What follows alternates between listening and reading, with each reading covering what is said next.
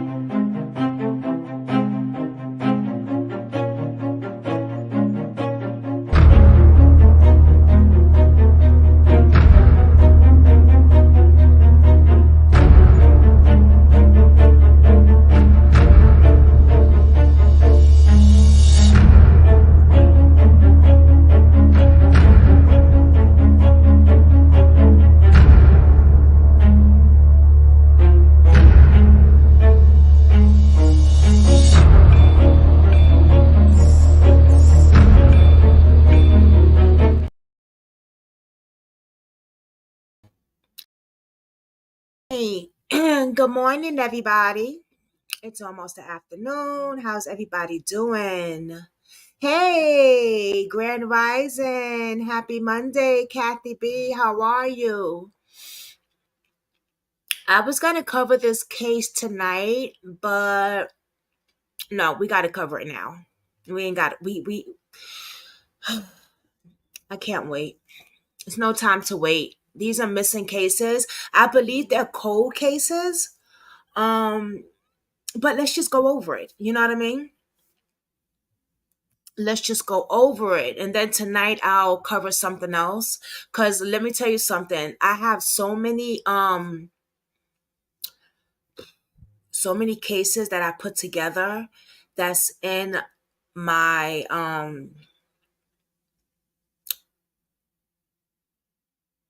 sets that's put together. All I have to do is do a description and put it out there. It's a lot. It's a lot. So I have a lot for y'all. I also have some interviews coming up that I scheduled with the parents and the uncles yesterday. So that's why I had to cancel my live yesterday, because I was pretty busy. I'm sorry about that, but things happen. Okay. Um Before we get into this case, I want to apologize for me not going live a few days, but things pop up and your girl was very, very busy. I know a lot of you are used to me going live. You guys are spoiled from the live. But just know that I do uploads regardless. The cases don't stop.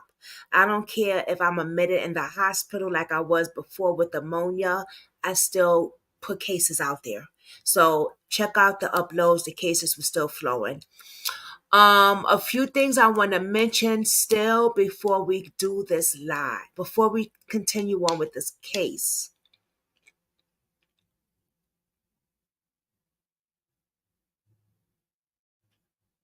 Let me just put this out there. Hold on.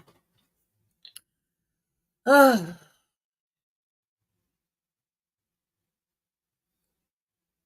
Maybe I could pull it up. Rebecca Hicks, the young lady that her cousin was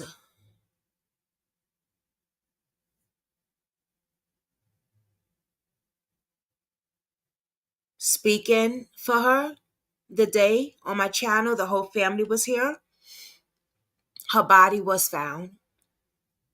So I want to send my condolences to the family. I've had, privately, but they was on my platform, were unsolved. And we just like to show y'all love and send our sincere condolences. I did an upload about it. But they was on the live, and we just want to send our sincerely condolences to the family. Let me just show you a picture of Rebecca. Hold on. Let me see if I could pull it up here. I've never done this before. Oh, you know what? Hold on. Let me see something.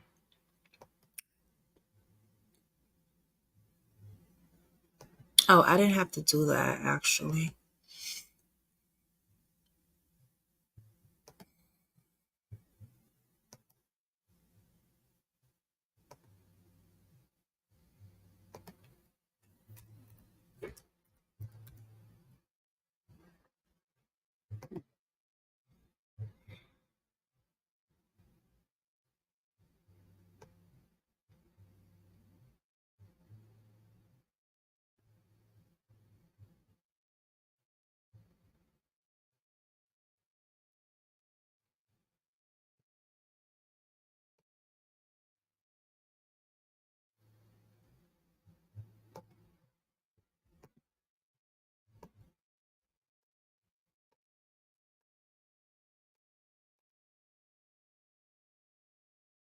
So this was the first news report that happened.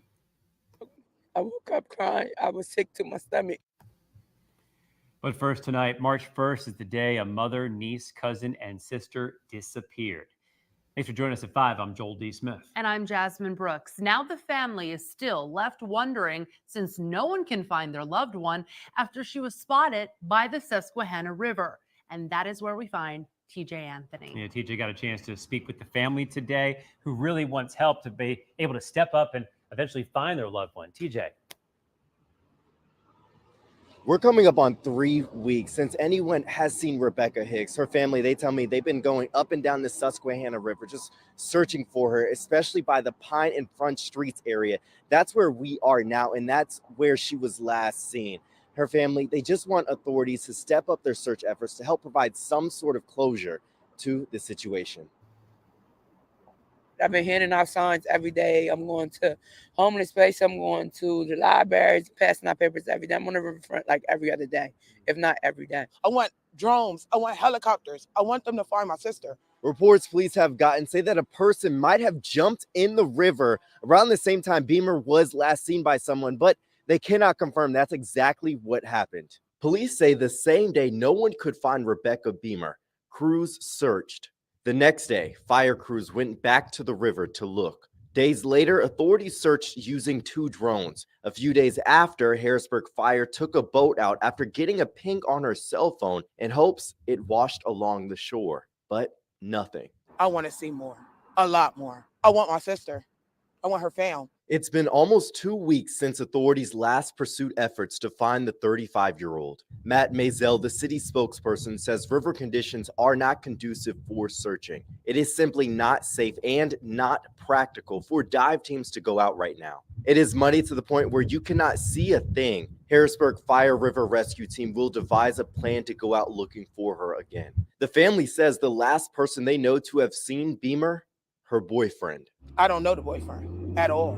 I don't know the guy. I don't know him. No, I didn't know her boyfriend at all. They say they found out about him the same day no one could find Beamer. He just said she rolled in. That's why we're confused. Like, what happened? Like, how did she just roll in? I never known for Becky to be at the river. I never known for Becky to even go into the water at the river. I just want to know where my cousin is at. The family is planning a search party for Beamer this weekend. So that was the family, right?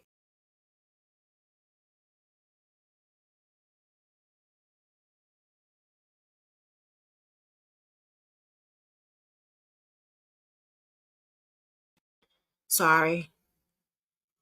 And then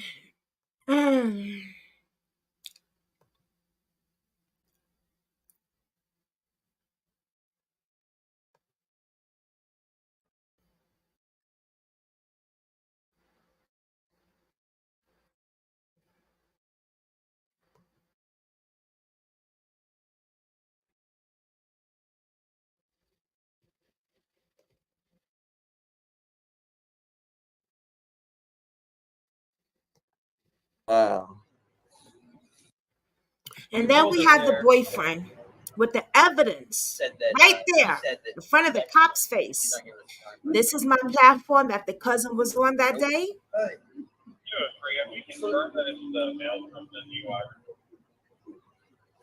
The keys was on the ground. Her keys.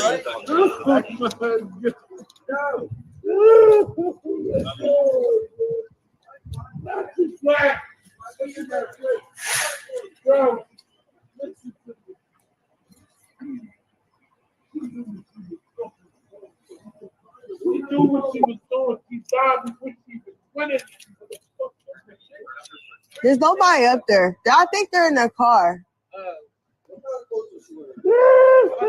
She died before she. No, that's all he water. said. Well, I was sitting right here. Give me my mom. That got for his mommy. Please, I just want my I was trying to look for So what do y'all think in the comments about look this? at the evidence right there. That killed me. I was when the video first comes on, you should have wait When a you see the minute. hat, yeah, when you see the hat and keys on the ground. That's what I was looking for. The performance. So right there. Oh, right here. Okay, that's her hat or her keys. But if you zoom in under What's that that tire right here? well, if you zoom in under that tire well, if you go up right to the top of the tire well, if you zoom in, you can actually see a purse or a bag. It is a reflection. Everybody know that Nike has reflection on their stuff. Yep. You'll see a bag or something that's stuck up under that tire well. That right It's there like something was white right here. disgusting. No, that's her hat. That's her Nike hat. She actually has that on one of her pictures. That was disgusting right there. That was disgusting because the proof was right there. How could the cops not see it? And then this man, this was the boyfriend screaming. Oh, he wasn't even screaming for Becky. He was screaming for his mama and the cell phone. He knew at that time he fucked up. My condolences to her family. This was so sad. The day they found her body, I did get the text message and I reached out to the family.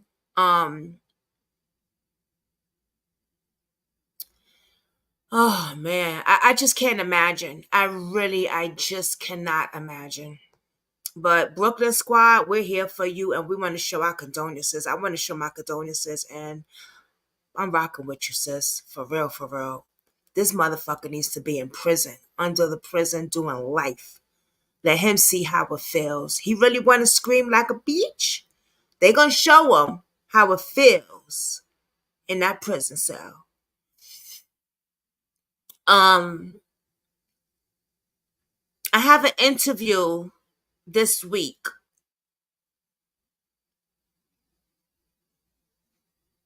Coming up. I did this story and I'm going to do the story again. You know what? I'm going to do it tonight, actually. I'm going to do it tonight again. I might do it tonight.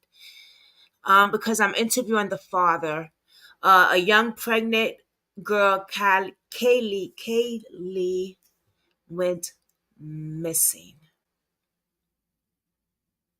And they found her body. She was pregnant.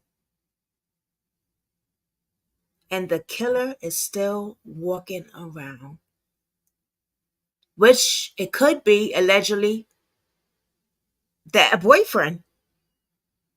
It's a lot to the story. It's a lot to this story. I've touched on this story before. I've been sharing the father's post on Facebook. Wherever he posts, I've been sharing it and stuff like that. You know me, I support. You know what I'm saying? And I asked him if he wanted to come on and share his daughter's story, and he said sure. So let me just give you a rundown on the young lady that I'm talking about.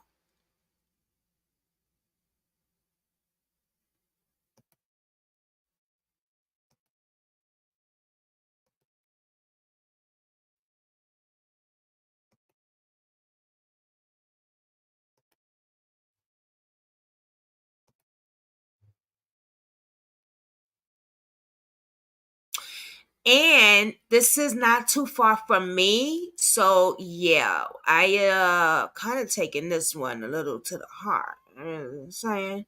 Because baby, this is in Pittsburgh, honey.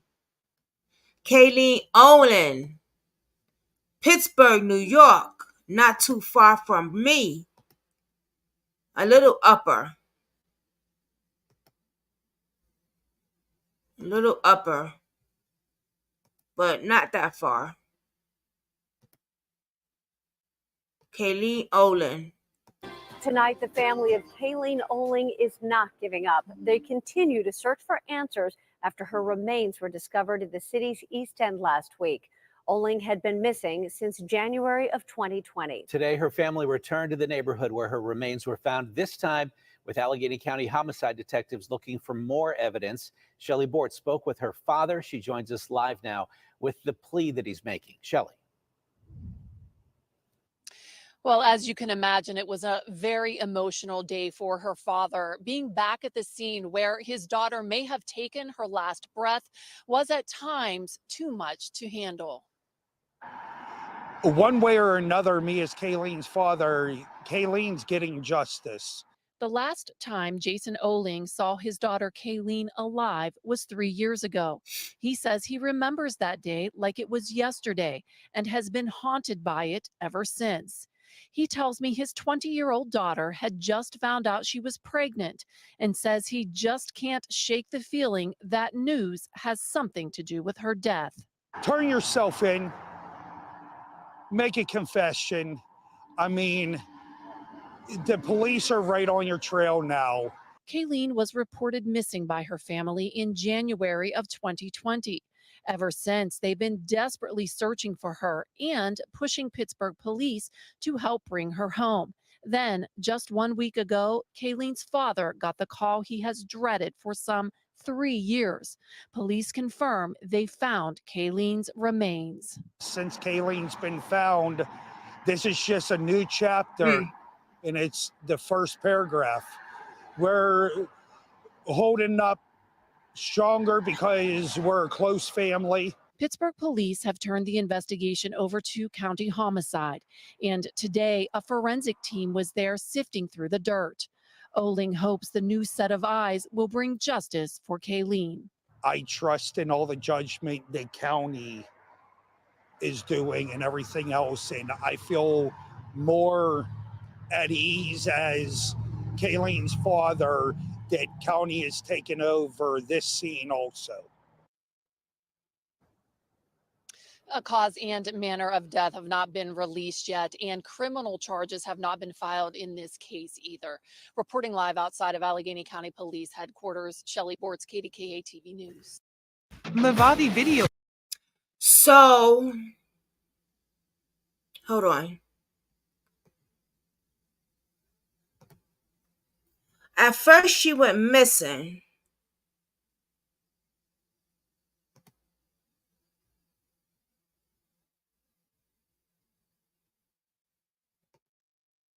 Wearing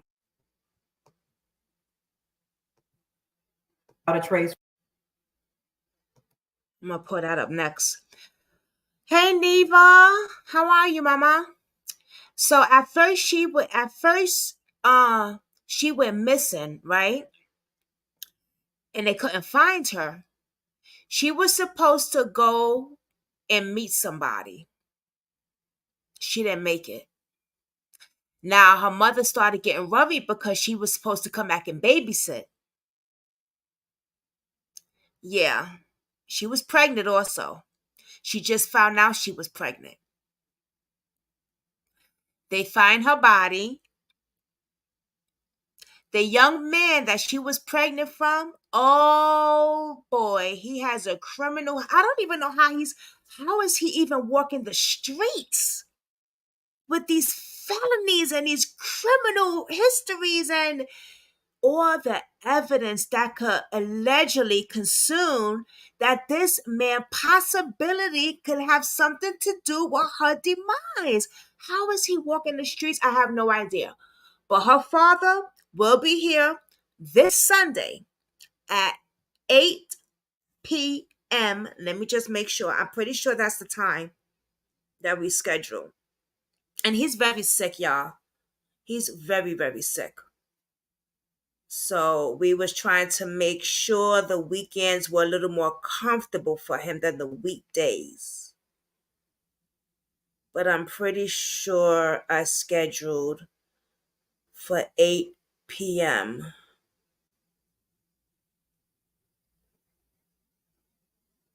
Oh yeah, my thumbnail is up there, so let me look at my thumbnail. Yes, I did. The 21st, which is Sunday, 8 p.m. Next interview I have, which is Justice for AJ. This has been everywhere, okay? It's stepped on the police radar because this is a cover-up. Big time. 19 years old AJ goes missing with the ankle monitor on. Uncle Paul, I know you heard about this, right? Check this out. I will be interviewing AJ's Uncle Paul on the 29th at 8 p.m. That is a weekday. But this is the story with AJ. Houston, Texas, we got a fucking problem. We always got a problem. From the greater Houston area. You may have seen some of those pieces. If you haven't seen them after this live stream, you can head over to our website, fox26houston.com. You can type in the missing and you can watch some of the stories. We speak with families and, that we kind of restore their hope and putting their loved ones' names out there in hopes that they might get some answers. So in today's live stream, we are actually talking to the mother of AJ Silva. Her name is Concepcion Moreno, and AJ Silva actually went missing, and the circumstances surrounding his disappearance. This is one of those stories, one of the first missing stories that I did when I took over the franchise. And it really stuck with me and kind of stood out just because of some of the circumstances that just really didn't add up and were kind of shocking, honestly. So I'd like to start by just giving you guys a quick look at a piece of the story that we did. He gave me a hug. He said, "Mom, I love you. I'll see you later." Concepcion Moreno can't stop replaying the last time she saw her son, 19-year-old Alexander Silva III. He went by the nickname AJ. His demeanor was just really different. It wasn't the normal AJ they were used to. That was on April 5th of 2021. She hasn't seen him since. He was out on bond and wearing an ankle monitor at the time of his disappearance. Yeah, and I would like to, at this point, introduce Concepcion Moreno, his mother. So we're going to go ahead and bring her in. And Concepcion, a part of that, I had to stop it at that point because he was wearing an ankle monitor when he vanished. Yes, ma'am, he was, which is still shocking to me as why even give an ankle monitor if they're not really monitoring them. Yeah. A lot of people will think, how does that even happen? An ankle monitor is literally supposed to keep track of someone, and your son disappeared with an ankle monitor on. And just kind of talk to us about what you learned. I mean, I know you guys really did a lot of work to track down the location and where that ankle monitor had been. Well, nobody wanted to really help us. We reached out to, because you never really know, like, this can happen to any of your family members. You see it on TV, you see it, everything, but to actually have it happen, you don't know where to begin. So for us, we called 911, of course. When 911, I made a report, it was crazy. But we took it as a family. We went on the streets. We had a PI reach out to us with First Priority Search and Recovery.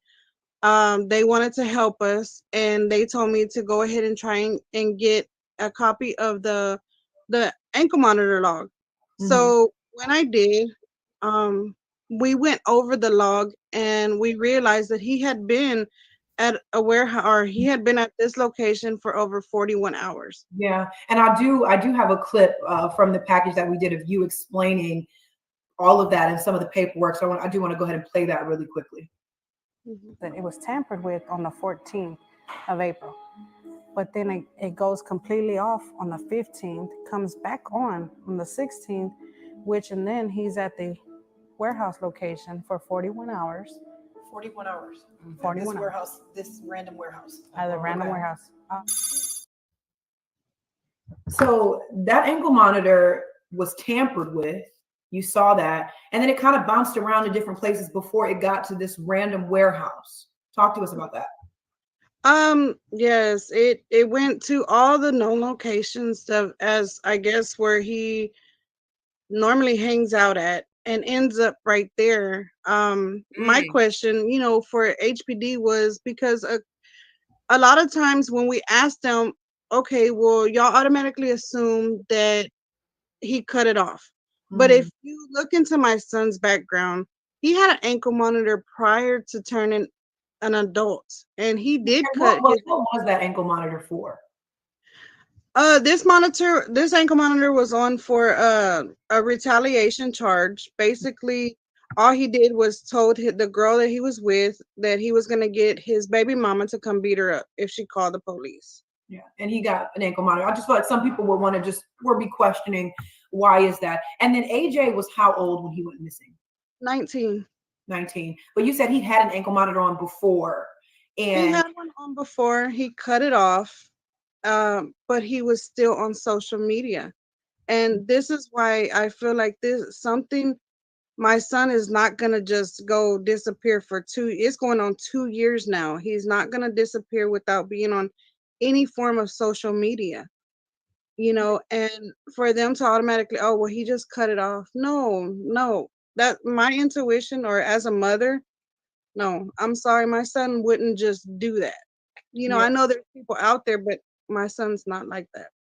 And you mentioned, even if he had, for some reason, not saying that he did, but even if he had taken that ankle monitor off, he told me he was one of those people. He would always show up. He would always be at the family functions. He was very family oriented. Yes, he was. Like I said, he would be on social media. He was a social butterfly. He was he's on social media, whether it's Facebook or Instagram, just live of some random stuff. And for him not to even be on, or I haven't even heard his voice. So I have to keep going back to my teddy bear or old videos of him just to even hear his voice. Yeah. And this is difficult for you because at this point you don't really have any idea. I remember when this case what happened. was There's been no leads. I know I remember I was doing the Jelani Day case. No. I was working on Jelani Day, but I was working on the Leah's case. When I heard about her case. And I actually spoke to the mother at one time. And then I got caught up doing some other stuff with the Leah's case, but that's a whole nother story. But I do remember this case. I would be interviewing her brother, Uncle Paul.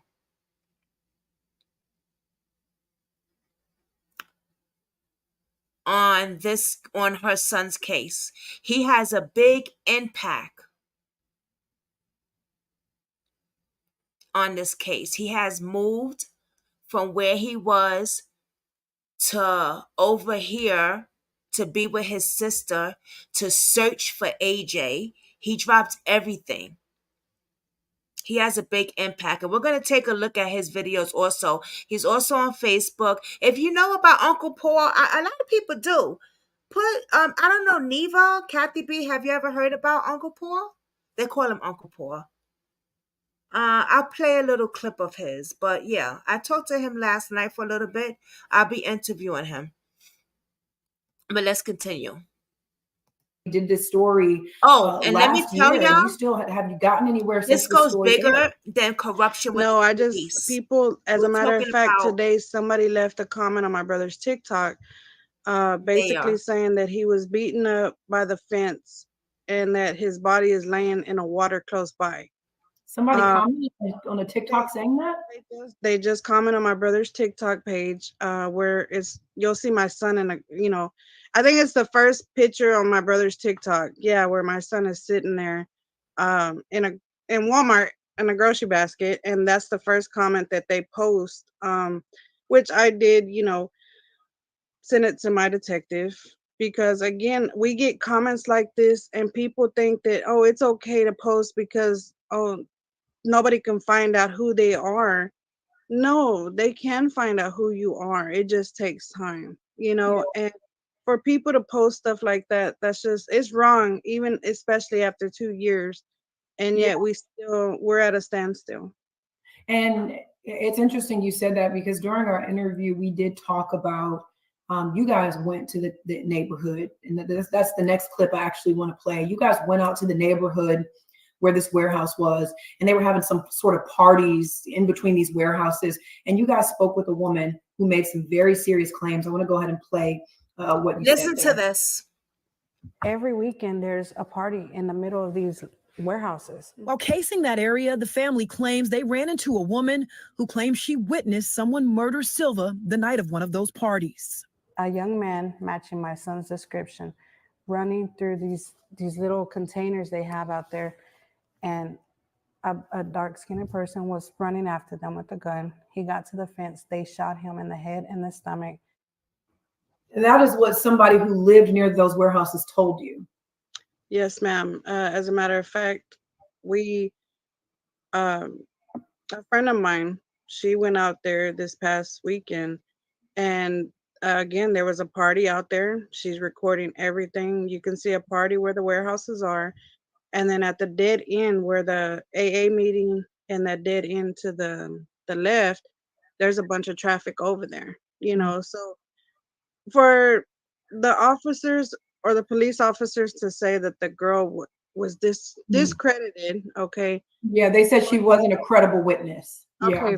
because they think that she gave so many different stories. But to actually see that, hey, what she said, if you actually go out there on a weekend at nighttime, you can actually see that she's clearly telling the truth, Yeah. and for her to give just some very detail on my son, like how the body was laying, that just, I just, that doesn't sit right with me, knowing that, oh, they're not taking it serious. They're thinking, oh, because she lied about it, I would have lied too if I lived that close.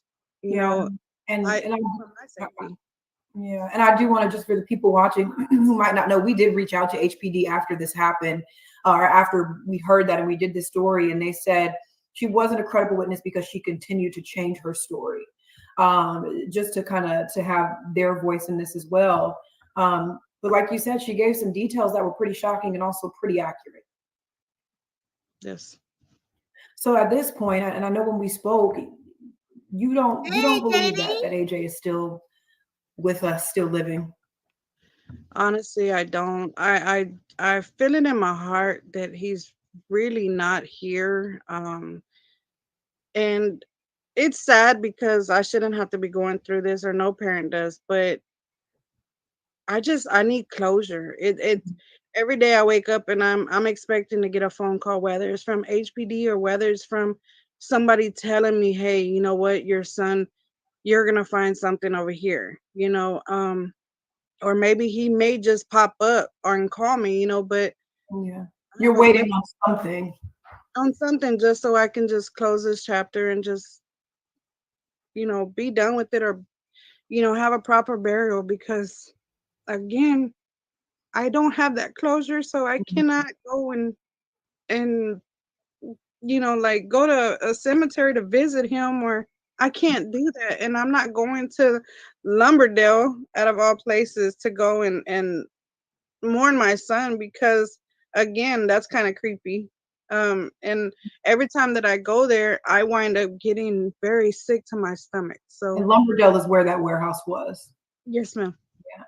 And I mean, I talked to so many families, for this series, The Missing, and the only thing they ask for is closure. They say, hey, whether my loved one is here or not, I need closure. And I don't think a lot of people who have never had a loved one just poof and disappear understand how difficult it is. You know, when your loved one dies, you know where their gravesite is, you know how they died, you bury them, you mourn them.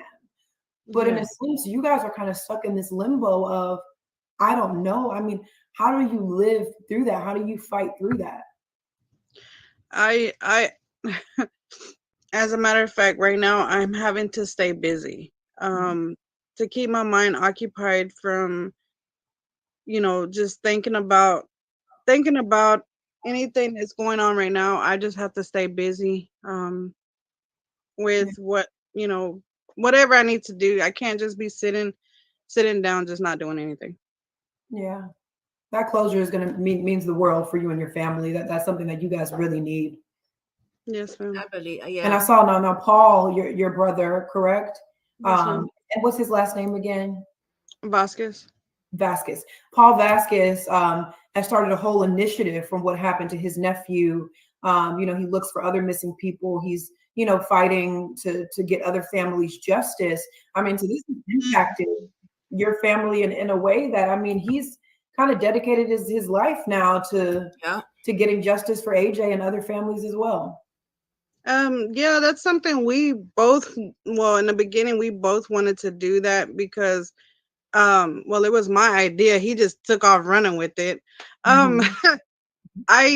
I also help out, you know, as much as I can. I can't, you know, I wish I was rich because I would help everybody, you know, when it came to getting a lawyer or something. But all I can do right now is basically just share their story or duet it and just get it out there. And when I talk to an officer or anybody trying to get any kind of answers for my son, I also bring up their child as well.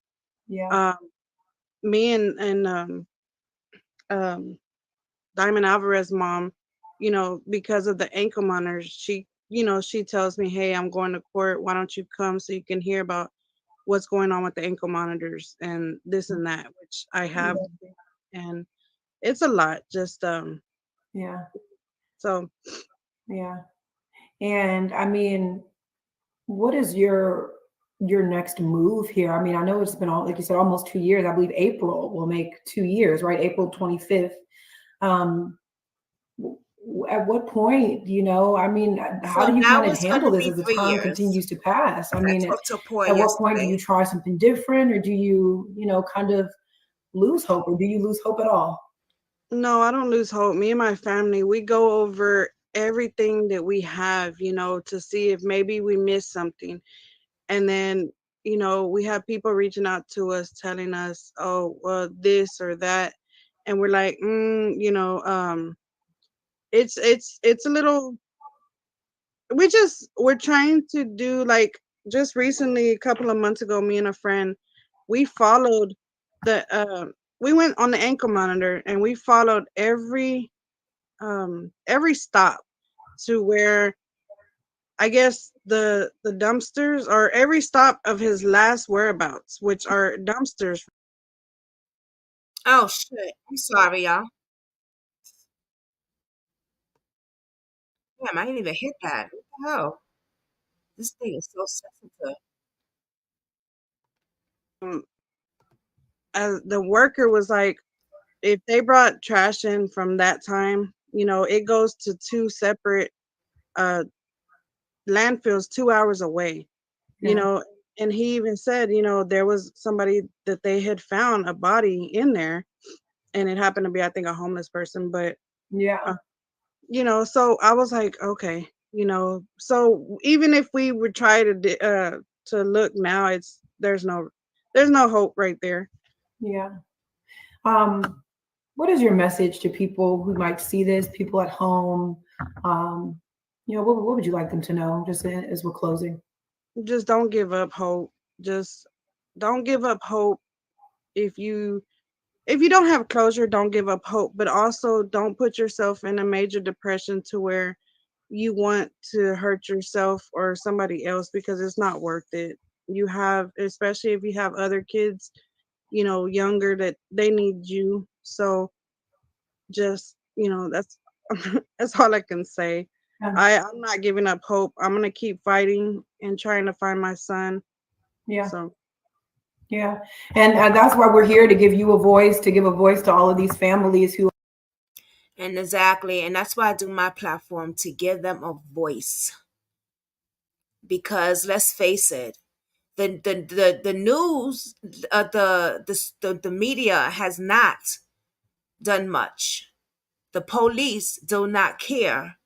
And I'm going to tell you, well, I'm going to let Uncle Paul, her brother, tell you why when I do the interview. This case is a big cover up. Big cover up. When you see the mayor or the head detective coming out the trap house, baby, yeah, there's a lot to this case. This is deep. It's a lot, way more. It's a lot. That's why I'm gonna have, when I interview him, y'all need to be here, okay? The thumbnail is already up. The date is already up.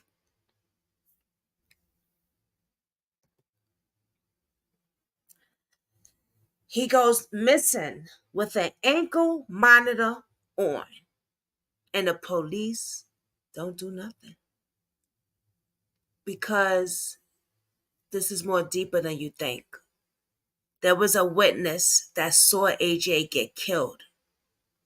They said, we saw him get pow and put in a plastic bag. Not only that, when Uncle Paul and them went over there, you could see the blood, dry blood, in the grass by the fence. There's a lot more to this case, and I'm going to let him tell you everything. But now, let's get into the live. The live. We have the police saying 8 missing women they need help finding. Wow. Okay, officer. You know, I'm always down to helping missing people find, because that's what I do on my platform. But why, officer, do you wait this long? Because this is a cold case. What's going on? What's going to happen? Who you voting for? Because why now? Why now? We haven't seen the media, the police, the detectives come out and say, I need help finding 8 missing females. No, we're the ones that's saying we need help finding these females. Social media, TikTok, YouTubers, Facebook, not the fucking police. So stop it, officers. What's really going on? Stop the cap. What's the real deal?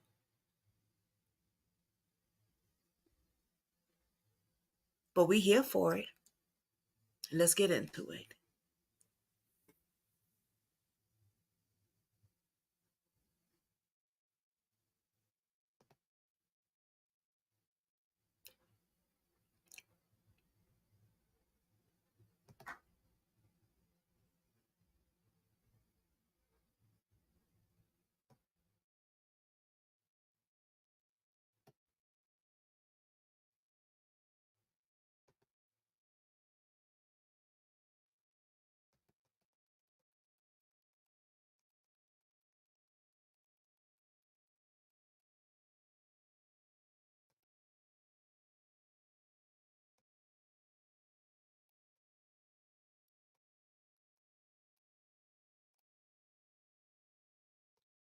Damn, that wasn't on Facebook. Hold on. I need to find that.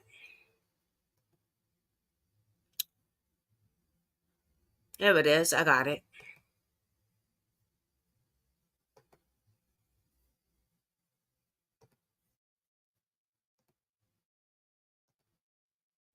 It wasn't even on YouTube. It's on straight up Google, baby.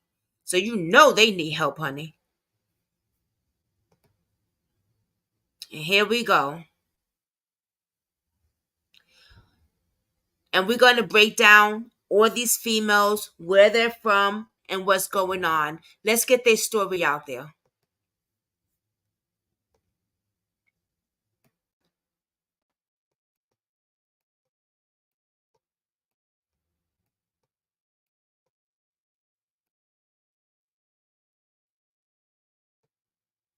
First female.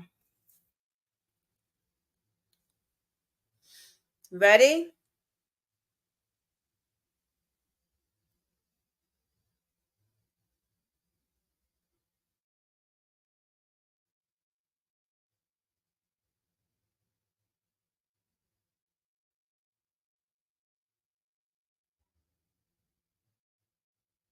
Hold on, y'all.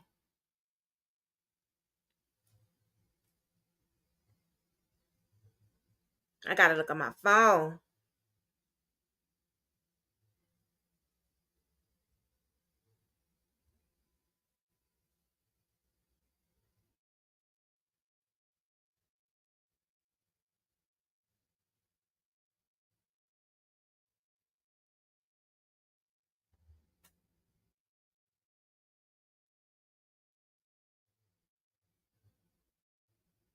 Oh, wait a minute. I don't know what that is, but hold on. What is this? Okay. Each of these 8 women have been missing from around New York State for decades. Police are looking for any information that can help that will help close the case and give the families their closure. Missing women: Wilson Karina Lewis, 1985.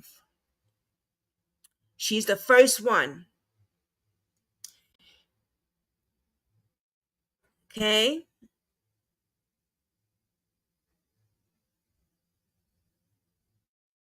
Wilson Cameron Lewis, 1985. She was 22 years old, senior at SUNY Albany, who went missing on March 27th. She is a white female who was 5'3" tall and weighs 114 pounds. Brown eyes and brown hair. This is her right here.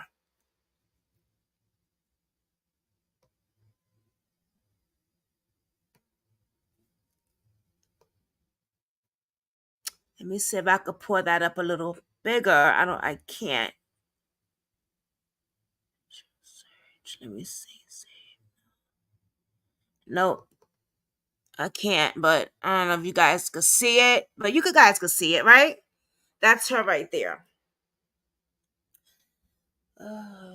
Now, the last confirmed sighting of Cameron was at 7:20 p.m. when she left the tanning cut located at 167 Central Ave in the town of Colony.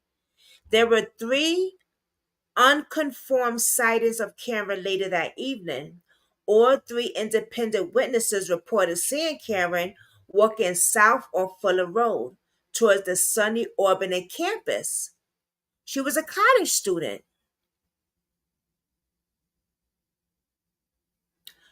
Near the vicinity of 6 Mile Waterwork Park, also known as Resentler Lake. So she was last seen walking around the park area where the campus is. Now there's a lake over there, they're saying. Between 8:10 p.m. and 8:20, she has not been seen since. Now this is a cold case because this is 1985.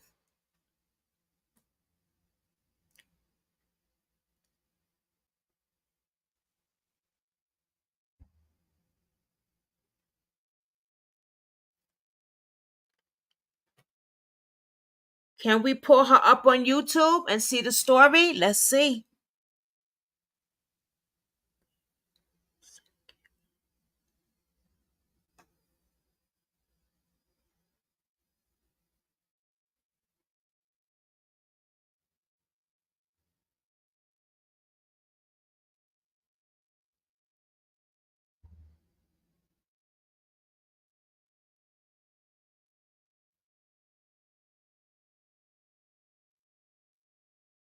We sure can.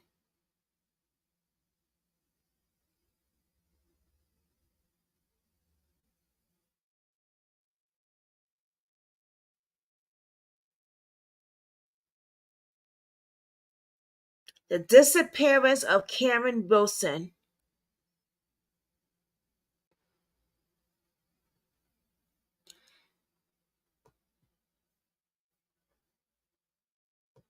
You know what? That's how I'm going to do it. I'm going to do one by one and then do a story on each one. So let's do it like that, y'all. So we got her case right there, right? This is the young lady.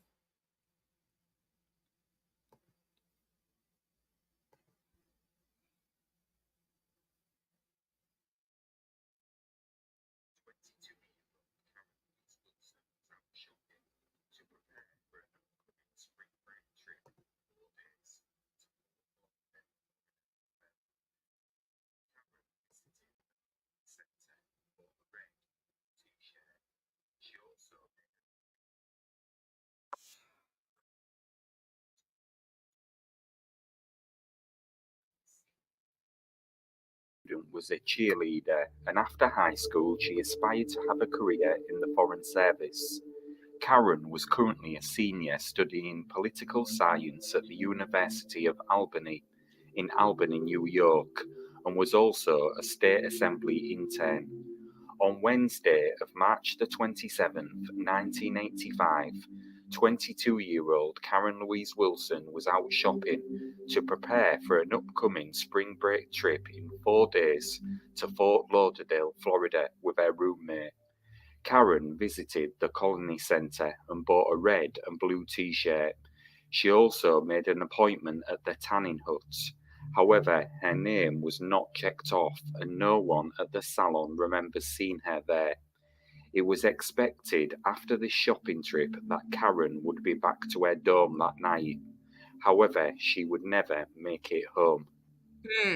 As the initial investigation begun, investigators initially believed Wilson got on a bus near the Butcher Block restaurant on Central Avenue and took that to Fuller Avenue, but it was later determined that she could not have gotten on the bus and probably walked to Fuller Avenue instead.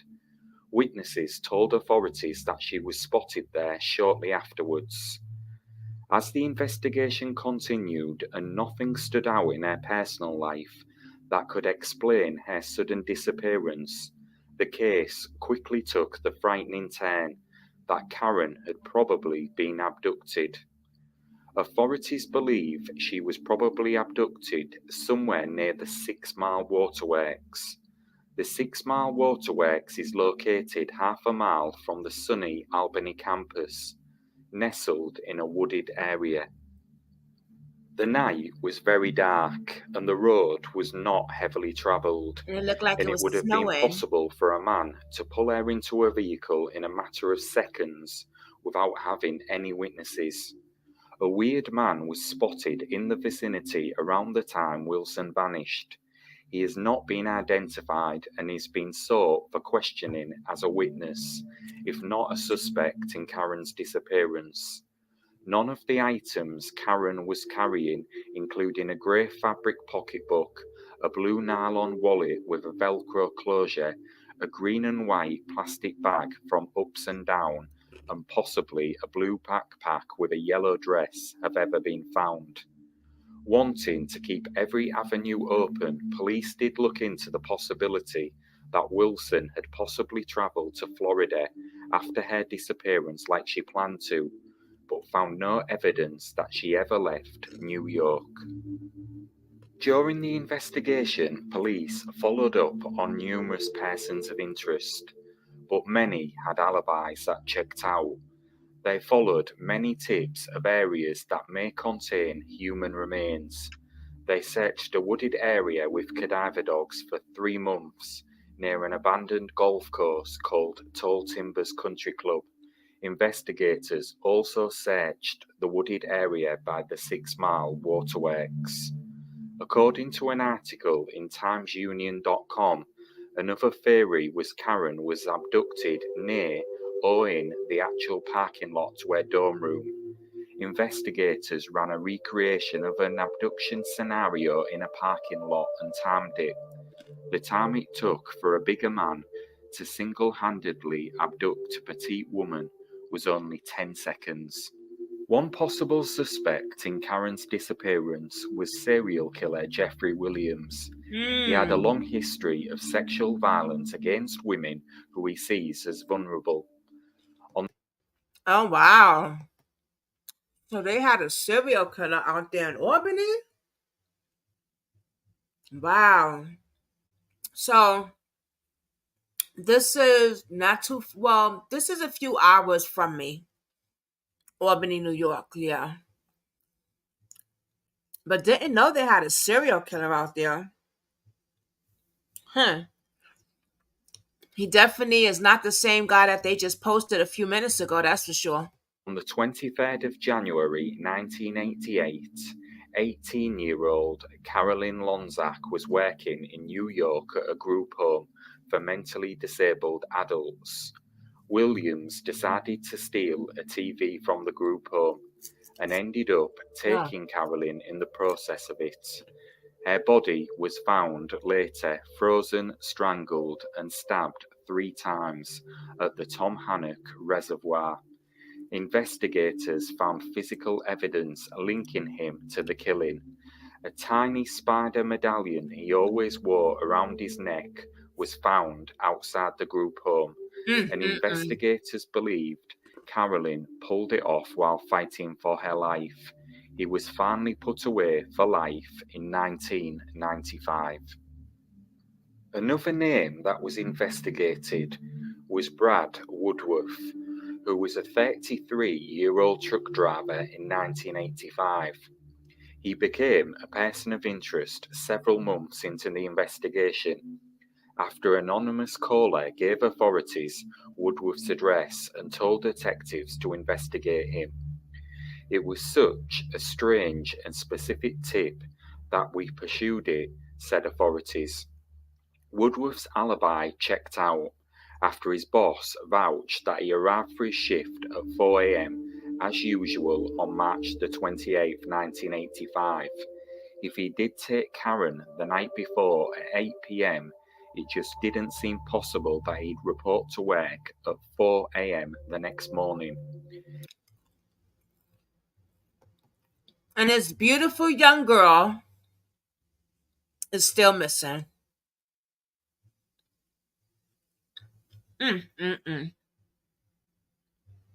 Karen Lewis Wilson. Look how many years it's been. Jesus.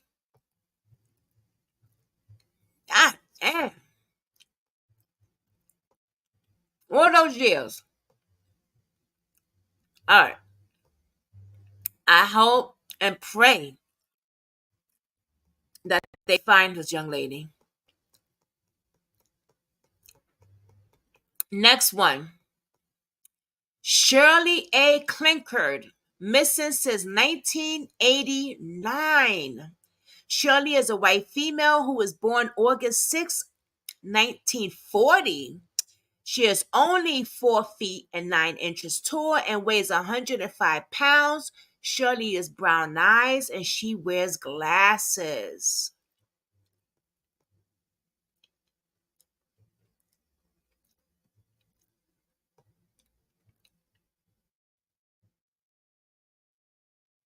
Let me show you her. This is Shirley.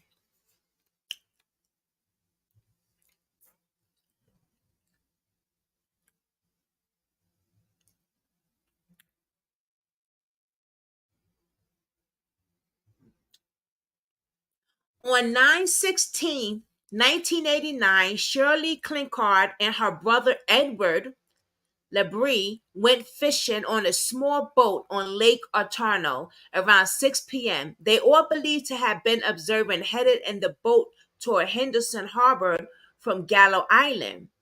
On 9/24/1989, a piece of the boat with the following message were recovered on the Lake Otarno at Fairhaven Beach.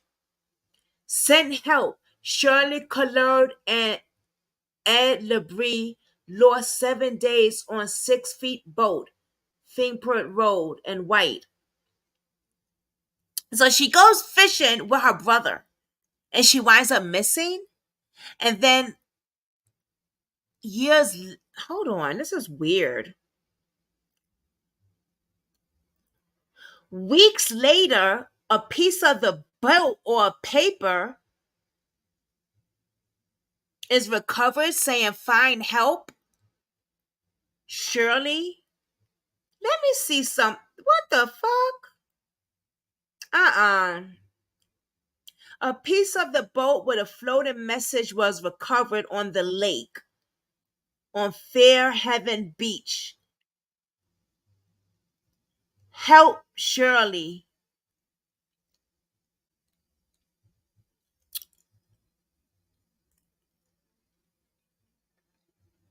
Mm-mm.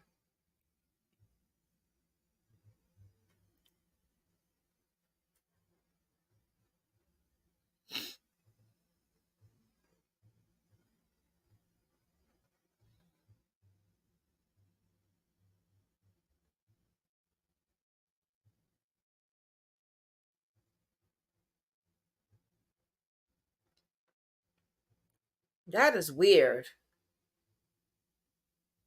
That is really weird.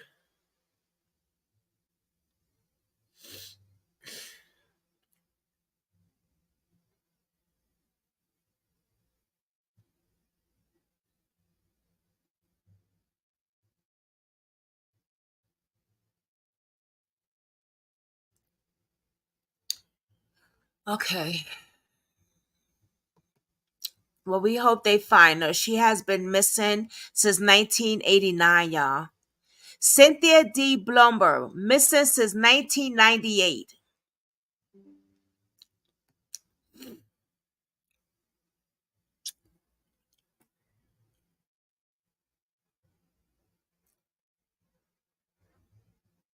Cynthia is a white female who is 5 feet 11 inches tall and weighs 111 pounds. She was born on April 4th, 1957 and has green eyes. Cynthia was last seen 10:30 p.m. on March 26, 1998 at Kenzie's Restaurant on Main Street in Lockport, New York. Cynthia Boomer was last seen with two unidentified black men. Cynthia lives alone at 186 Arthur Street. Her family is offering a $10,000 reward for her safe return. Oh, wow. Young girl goes to the restaurant. Missing with two black men? Girl.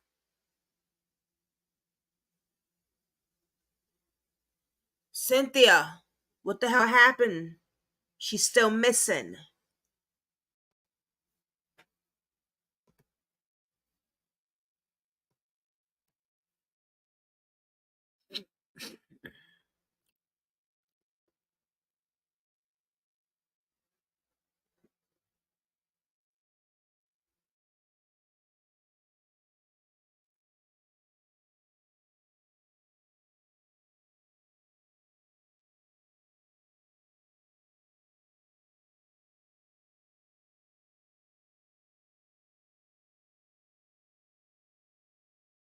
Let's see.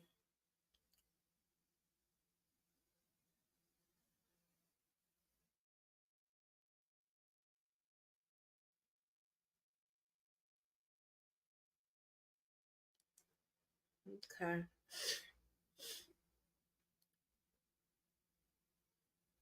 And we hope that she is found. It's not looking. Oh man, this is crazy, man. 1998. She been missing.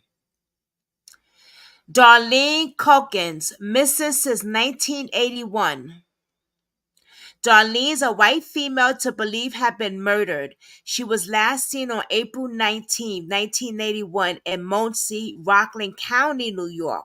Her date of birth is October 15, 1959. She has green eyes, weighs 110 pounds, and is 5 feet 8 inches tall. She has several identity tattoos on her hands.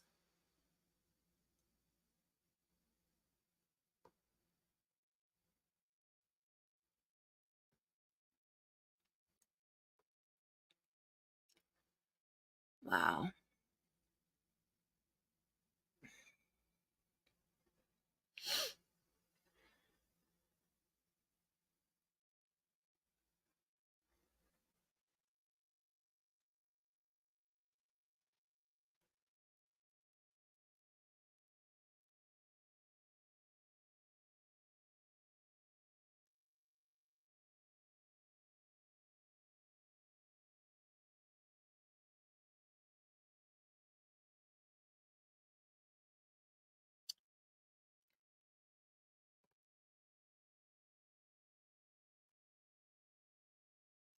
Valerie Lone Cougar, missing since 1974. Valerie has been missing since May 4th, 1974. She was last seen as a dishclothing, which was located at 96th Street and 3rd Avenue in Brooklyn, New York. She is described as a white female, 120 pounds and 5 feet 6 inches tall. Her date of birth is October 16, 1953. Has brown eyes, a scar on her left calf. Valerie Renault Wayne met a friend at the PS12 Park on May 4th, 1974. From there, they hitchhiked to Disclothquane, and once inside, the two girls separated. Later, Kush's friends saw her talking to two unknown white male. It is believed that she later forced into their vehicle and possibly taken to the state of Massachusetts. The vehicle was described as a passenger car with a blue Matlake finish. Matlake finish. Damn. So she most likely was kidnapped.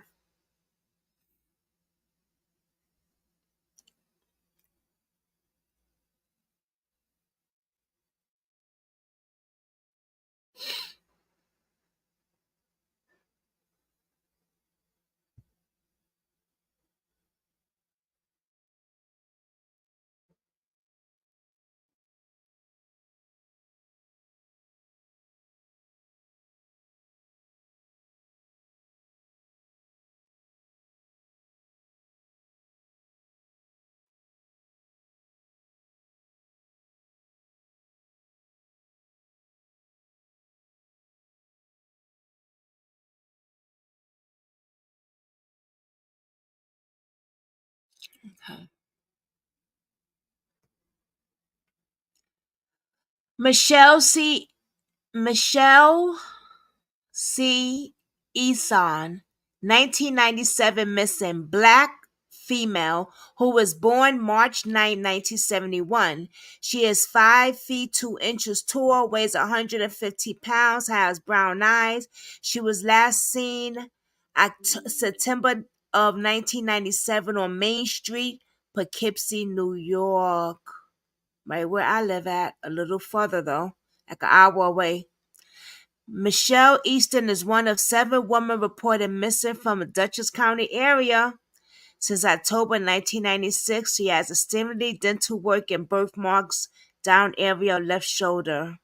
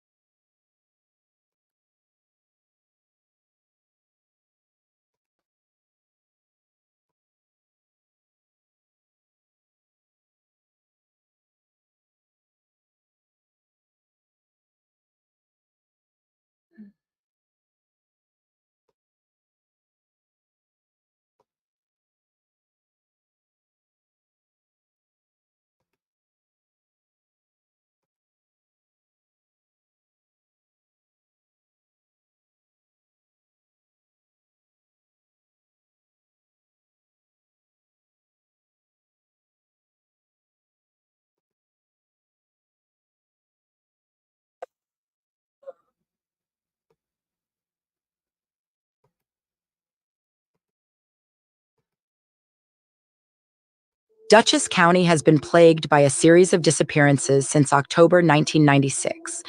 Among the 7 missing women was Michelle C. Eason, described as a 52-year-old black woman with dental work, a dark birthmark on her left shoulder, standing at 5'2" and weighing in at 115 pounds. Her brown eyes betrayed her anxiety as she vanished from Main Street in Poughkeepsie, New York, one evening. While authorities claim to have solved her case, I couldn't help but wonder if they ever truly uncovered what happened to her. Eason was familiar with the roads of Poughkeepsie and could recognize the drivers in each car. She had a knack for knowing who to avoid and who could be trusted. It was September in Poughkeepsie, when the leaves turned shades of yellow.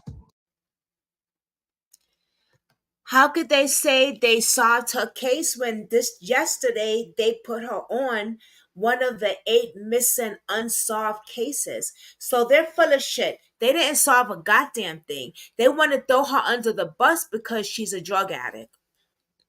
Allegedly. Main Street in Poughkeepsie is most the drug scene. Bad area. We know about that scene. And by looking come on. Prostitute and drugs. That's why they want to throw her under the freaking radar and say, oh yeah, we solved her case. We already know she's missing, she's dead, she's this and that. Yeah, no, you just posted her the other day. These new 8 women was just yesterday. The day before yesterday. The day before yesterday just came out. So I don't know what the fuck they could suck. I'm telling you, they don't care when it comes to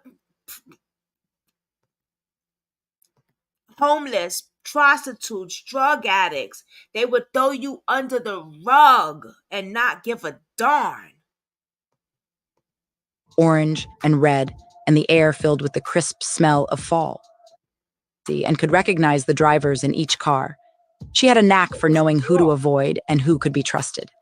It was September in Poughkeepsie, when the leaves turned shades of yellow, orange, and red, and the air filled with the crisp smell of fall.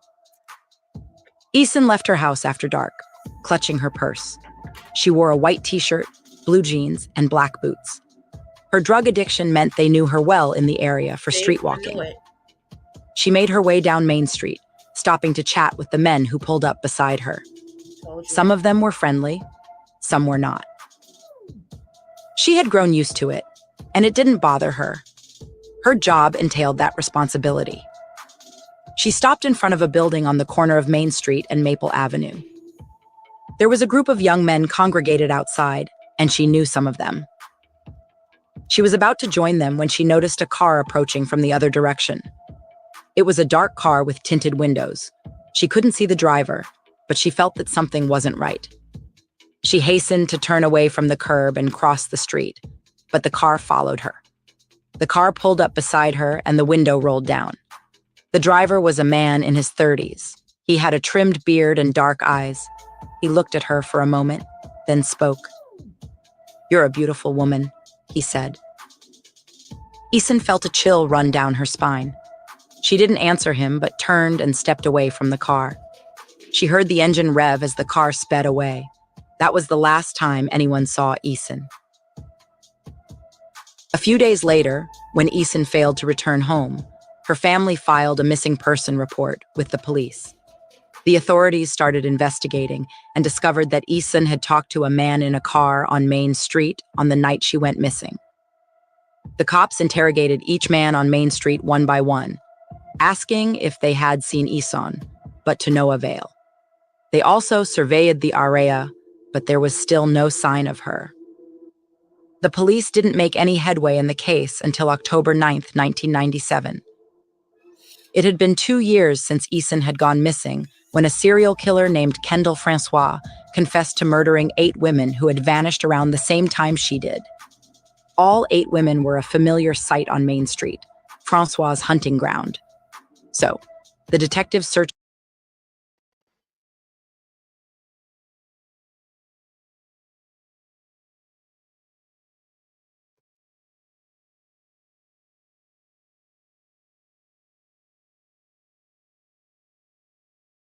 Did she just say Francois?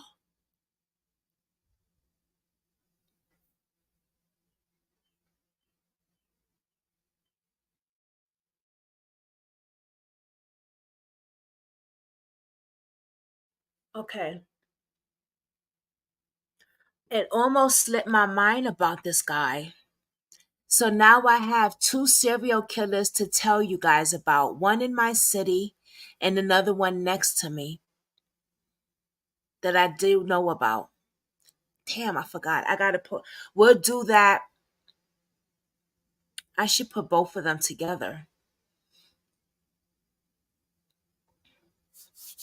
I got Nathaniel White, who was in my city, and then this asshole who did it to one of my friends, associates.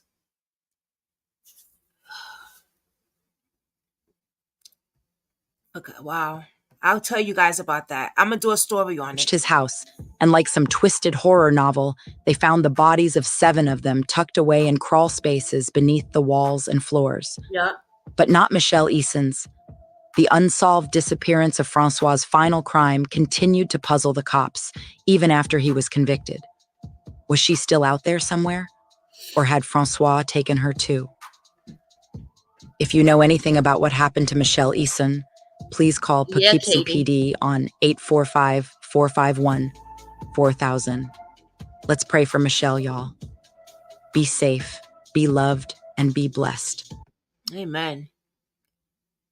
I'm going to do a story on him.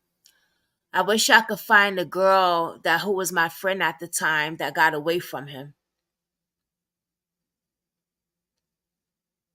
She got the scars to prove it too, man. She was one of the victims. But yeah, that animal. And I was in rehab with his friend. He told me about him. Girl, y'all don't know. This is woo. I almost forgot about that serial killer. Oh man. For Poughkeepsie.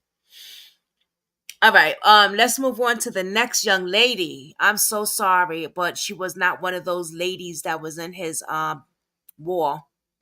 But they gotta find her. They gotta find her. Maybe he put her somewhere else. I don't know, but ugh.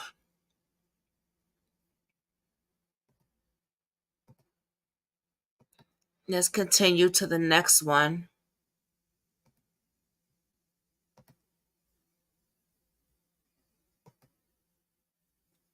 I gotta go make a run with hubby when he gets home from work. I'm gonna call you, Katie. Just checking on you. Just want to check on you. All right, the next girl is Erica Jane Franloche, missing since 1986. Erica has she was born August 12, 1960. She has brown eyes, a mole on her left knee. She weighs 100 pounds and is 5 feet inches tall, 5'4" inches tall. Erica was last seen October 13, 1986 in Midboro, New York. Hold on. Let me just... All right. Hold on. Let me pull her up a little bit more.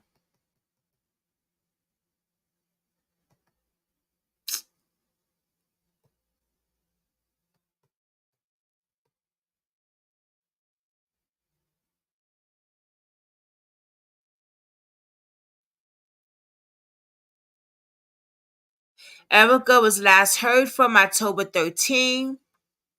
She was last seen in Vickley Main Street in Midboro, New York. She is believed to be the victim of foul play. Erica was last seen wearing blue denim overalls with a bulky shirt. The next victim, Lucy Dillo Fuentes, missing since 1992. Lucy was last seen in Newburgh, New York. Oh, shit. Damn. Hold on. That's right next to me. That's 15 minutes away. She may have left the area and headed to Florida with a male. She is a white female who weighs 155 pounds and 5'4" inches tall and has brown eyes. Her date of birth is October 7, 1957. We need to look her up because that's right next to me. Let me see if I can find anything on her on YouTube.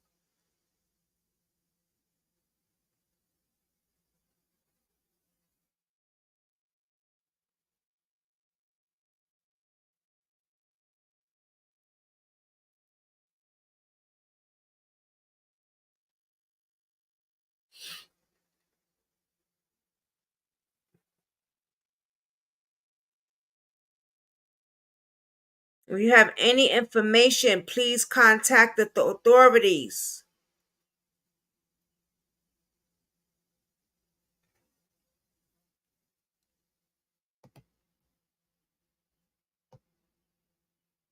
The next female is a college student have gone missing in the state of New York. Sanaya Dennis. Sanaya Dennis was originally reported missing back on 4/24/2021. Sanaya is a missing college student from Sunny Buffalo College. She was last seen in the area of Nigeria 4. She is listed as 5'3", 125 pounds, with black hair, brown eyes, and is African American.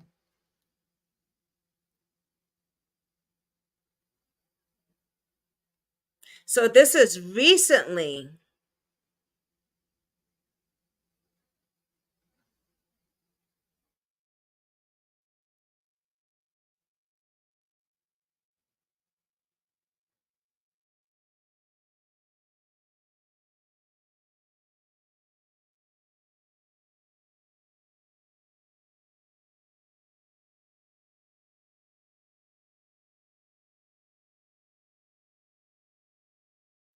And she is related to the rapper 40 Cal.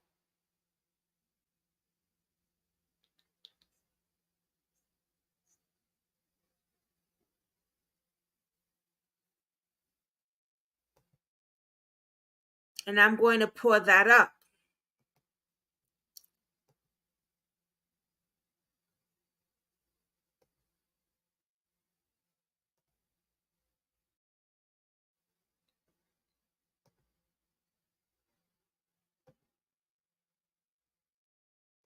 Just crazy, right? Student, 19-year-old Sanaya Dennis, disappeared more than a week ago. Police say she was last seen in the elevator of her dorm. Her cell phone was later pinged near Goat Island in Niagara Falls, which is located about 20 miles from campus. Tonight, we're joined by Sanaya's dad, Calvin Bird. Calvin, thank you so much for coming on tonight, and please know that you and your family are in our thoughts and prayers. I know this is a difficult time, and again, I want to thank you for coming on to share more about your daughter, Sanaya. And once again, thank you for extending your platform to help get the message out. And you know, it's a real sad situation. Pardon if my frustration doesn't let my whole thoughts, like the whole thoughts that I feel about this whole situation. I'm really frustrated and upset about how this case is being handled. Well, let's talk about that. What is your frustration with law enforcement's efforts so far? Where do I start? Well, for people that don't know, my name is Calvin Bird. Some people call me the rapper 40 Cal. I'm from New York. My daughter went to Buffalo State as she's an honor roll student who has a full scholarship to Buffalo State. She's been there 2 years now, right? And I got a call 10 days ago that Sanaya Dennis is missing. And it took a day or so with no contact to really like, all right, let's send a wellness check, because she's a 19-year-old college student. So her being missing for a day doesn't really set off a red flag. But after like a day and a half, we're trying to really figure out, all right, where is she? So after a wellness check, she didn't make it to her dorm room or whatever. That's when me and her mother decided to come up to Buffalo State and, and get answers. Upon coming here, the first, university police in Buffalo, the university's police took the case. They have the case. And to me, I'm just going to be simple and plain. They fumbled. I can't expect a university police to handle such a case efficiently. Like, to me, when I hear university police, I'm thinking more like your expertise would be like lost and found, a dispute around campus, not a missing person's case. And I asked something simple. It's like, let's get the police involved. And they told me that we are the police. So from then I figure, all right, I'm gonna put faith in you guys because you say that you can handle this. But when a lot of misconceptions happen, like how long does it take for a phone to ping? How long does it take for you to get video footage? How long does it take for you to get simple answers to questions? Like, it's a video going around, right? Let's just start from the beginning. My daughter, I asked what happened.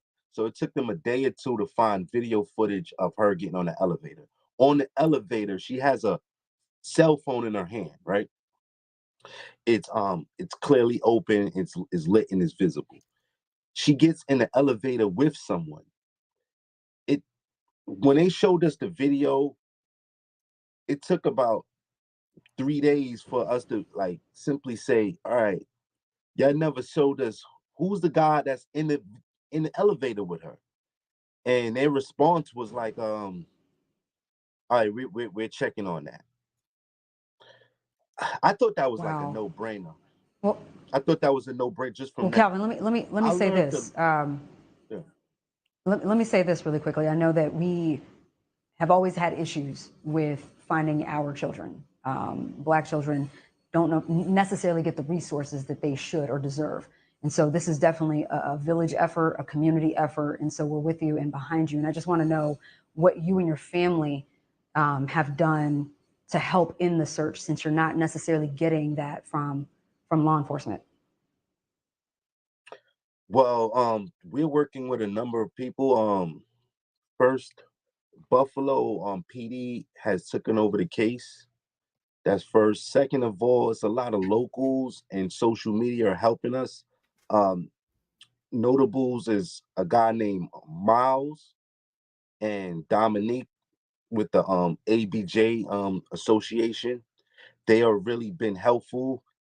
It's people like honorable mentions, like someone I met off of social media turned out to be a really good friend. His family gave me their vehicle just so I can get around the city and efforts like if that can help. So it's a bunch. We canvass the area with flyers. We do about two sessions in Niagara State Park. We go 12 o'clock and 6 o'clock, and we go canvass the area of her last ping at Niagara State Falls Park. Back to that question when you was asking, Calvin, why am I Yes, go ahead. I'm sorry. You hear me? Yeah, back to the question when you was asking why am I so upset with law enforcement. Something simple as in Niagara Falls Park, they only have 10 cameras. It's a really big park. And on the first camera that's like catch the entrance of the park, literally that camera doesn't work. Wow. Well, you know what? I know Calvin, there's a $10,000 reward for any information, and hopefully that's leading to some solid leads. Besides your daughter being beautiful and smart, I was looking at photos of her a while ago. What else? What do you want the public to know about your daughter before we leave? I just want to know that she's an honor roll student, Black, coming from New York, tried to make it in Buffalo State.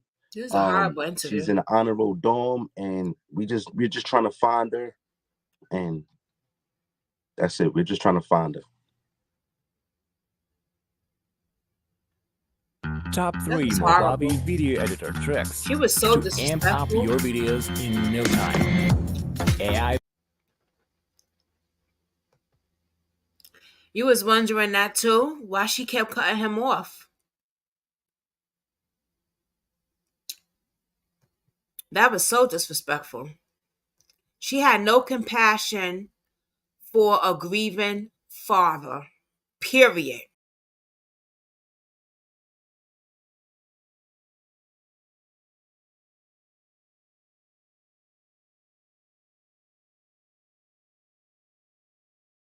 I'm sorry, y'all. I was trying to do something. Oh, she had no compassion for a grieving father, period. She want to know why he mad at the cops. Bitch, because they not doing their job. That's why. You got your 5 minutes of your little 5 minutes to get your money for him being up there. Now leave him the fuck alone, because you really didn't want him up there, boo-boo.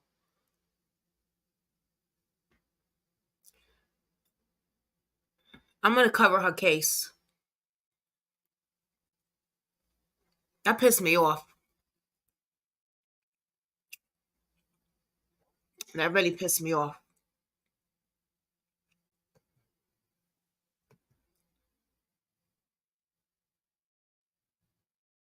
I need to know more. I need to know more now.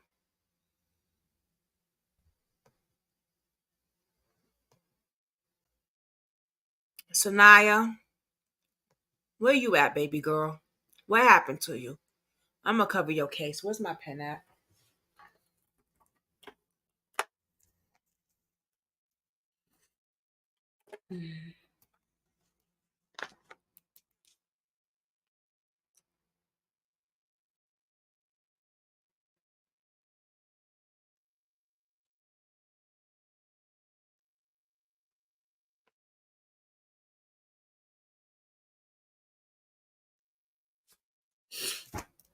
Okay. I'm going to cover your case, baby. Oh, matter of fact, let me take a screenshot of you. Or maybe I can get another screenshot somewhere else.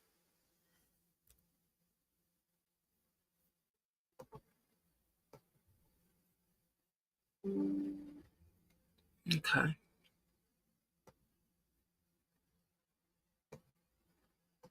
All right. All right. Next one is the Colin Willis Gillix.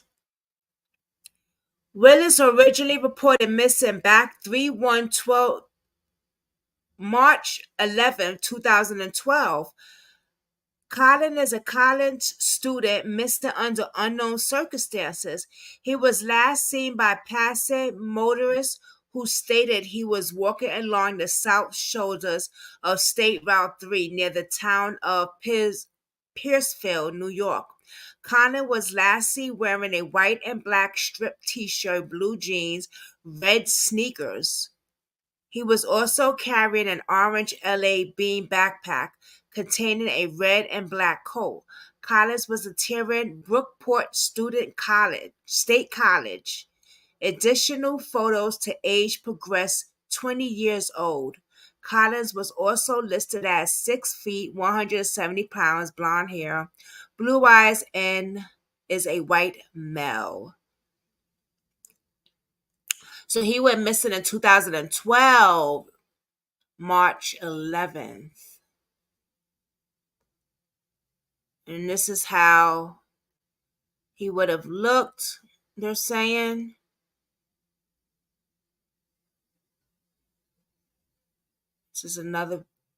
This one is Christina Kumpa. This point in the list where a number of these missing cases have gone unresolved for numbers of years. Christina Kump was originally reported missing back on 10/24/1998. At the time, Kumpa was attending a Broche College and was last seen on Westminster Road in Brooklyn, New York. She has a scar on her nose and was 5 months pregnant at the time of her disappearance. Kumba was last listed as being 5'08", weighs 140 pounds, with the red hair, blue eyes, and is a white female. She was pregnant, 5 months pregnant on the time of her disappearance. Christina. Hold on, girl.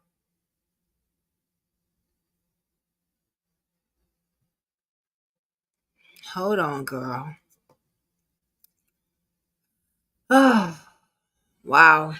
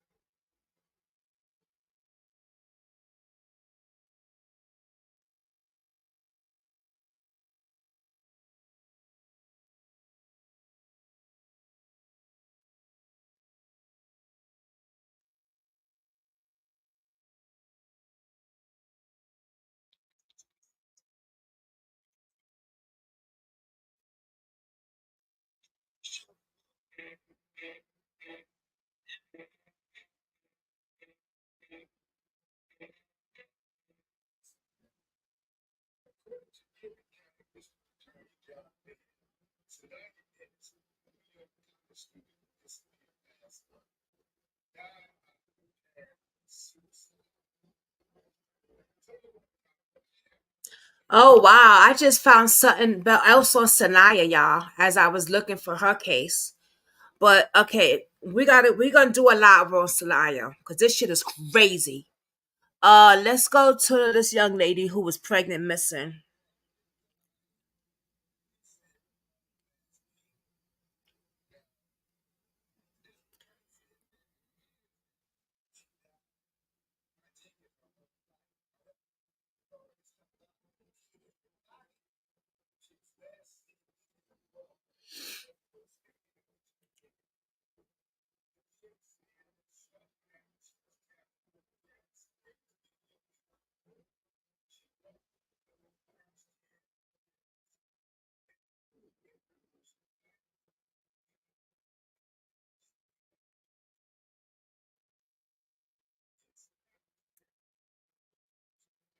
Okay, there's a few.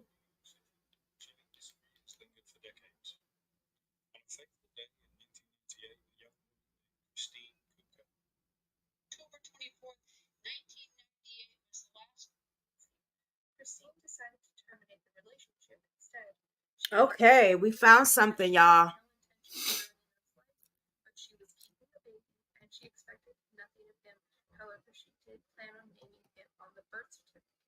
In the following months, Christine and Rudy spoke several times about the baby.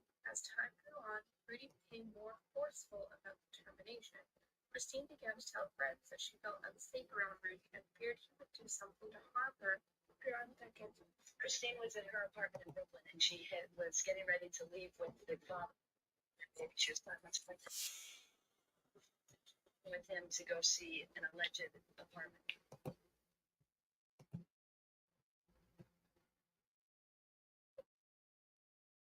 Don't. Hi, I'm Sarah, and I'm a lawyer at Atticus. October 24th, 1998 was the last time your sister was seen. Where was she? Who saw her? And what happened? Christine was at her apartment in Brooklyn, and she was getting ready to leave with the father of her unborn baby. She was 5 months pregnant. So she was actually leaving with him to go see an alleged apartment that he had rented. And then she never returned. Good afternoon, and welcome to True Crime Mysteries. If you're new to the channel, hello and welcome, and if you're returning, welcome back. First, let's get some housekeeping out of the way. Check this We have out. merch in the store and channel membership / Patreon that gets you exclusive content and other goodies. If you could give this video a like and a comment with your thoughts down below, that would be much appreciated as it helps the channel to grow. And if you're not subscribed to this channel, go ahead and click the red button because I make more content like this. And don't forget to hit the little bell icon so that you get notified when I post, because I'm bad at keeping a regular schedule.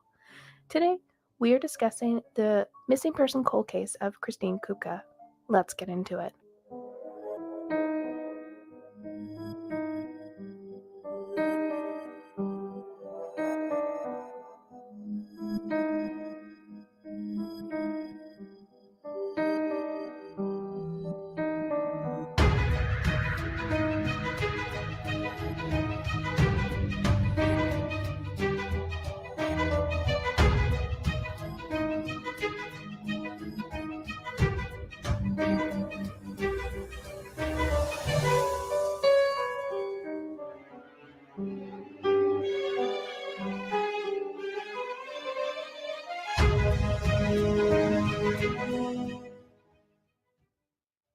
On October 24th, 1998, Kathy Kupka listened to a voicemail left by her younger sister, Christine. Christine explained in the message that she would be going with Rudy Me to his too, new Kathy apartment to help B. him clean, and she would call her later. The message concerned Kathy, and at the time she didn't know it would be the last time she heard her sister's voice. Kathy was concerned Christine had a turbulent relationship with Rudy, and they had only recently begun getting along again. The couple had met while Christine had taken a chemistry course at her college. Rudy had been Handsome her though. Look professor. at that. Rudy, whose real name was Darshanan Prasad, had told her he was single and recently out of a relationship, and the two began dating when the semester concluded. The two were casually dating. Christine was a full-time student, the founder of the philosophy club at her school, and worked full-time. It's a lot of Rudy missing taught and people. was working towards a degree in dentistry in New Jersey. The two saw each other when they had time, but it didn't seem to be often. She had been drawn to Rudy's shyness. His quiet, conserved nature was opposite to her. She was as liberal as they came and wasn't afraid to voice her opinions. Her Midwestern background was abandoned when she moved to New York, and she finally felt that she had found a place where she fit in. The 28-year-old was majoring in philosophy and had plans to go to law school. Christine was very smart. She had received a full scholarship for her undergraduate degree, though her plans took a bit of a turn when Christine discovered she was pregnant. Though completely unexpected and unplanned, she was overjoyed with the news. She welcomed motherhood, even if she had to go it alone. Rudy wasn't as excited as she was, and Christine was taken aback when his initial See? reaction was a furious denial. He tried to say it was impossible for him to be a father and it must have been someone else, but when Christine adamantly insisted she hadn't been with anyone else, he switched direction. He went from angry to upset and tearfully told Christine he was married. He had gotten married when he had told her he'd went on a business trip and it would bring a great shame upon his family if he had an illegitimate child. He went on to say he shared a house with his new wife and his parents. His parents were paying for his dental school classes, and he said his parents would cut him off. Rudy was an immigrant from Guyana. He said his father was a Wait a minute. He went and got married behind her back when she told him that she was pregnant with his child? Baby, we got a problem here. Oh my God. And he was an immigrant too? I would have deported his ass. Hindu priest and would disown him. His family were deeply religious, following a very strict Brahmin discipline in Hinduism. Their religion placed a high value on those with good and virtuous characteristics. Social class within their religion was based on emulating the values taught. An affair risked not only Rudy's standing within his church, but also the standing of his entire family. Christine was shocked when Rudy continually insisted that she terminate the pregnancy. Christine decided to terminate the relationship instead. Okay. She made it clear to Rudy that she had no intentions of ruining his life, but she was keeping the baby and she expected nothing of him. However, she did plan on naming him on the birth certificate. In the following months, Christine and Rudy Right. spoke several times about the baby. As time grew on, Right, Rudy Kathy. became more forceful about the termination. Christine began to tell friends that she felt unsafe around Rudy and feared he would do something to harm her to try and cause her to miscarriage. Friends noticed that the once strong and independent woman was increasingly jumpy and anxious. Oh. Christine wanted Rudy to sign an acknowledgement of paternity for the birth certificate. This would give her legal options for both child support and custody for the child if she needed it. After another heated argument about signing the paperwork, Christine had paged his beeper several times. When a call was finally returned, Christine had prepared to let Rudy have it, but was shocked when it was a woman on the other end. A little aside for those who didn't grow up with pagers like myself, pagers were popular before cell phones. They Yeah. were a device that could only receive messages. You would typically call a pager with your phone and would type in a number that you wanted the person to call you back on. The receiving pager would beep the display number, which is why you may hear it called a beeper. The woman was Rudy's wife, That's and he had she did forgotten his that. pager at home, and she demanded I to like know that. who was paging his beeper so much.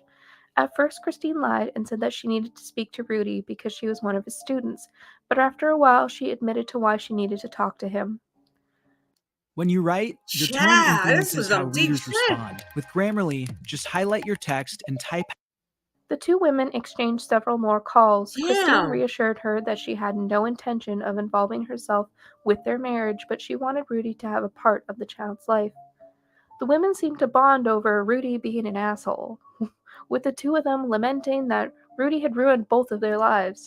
Oh. Eventually, the call stopped, and Christine didn't hear from Rudy for weeks. Then, out of nowhere, he showed up at Christine's house.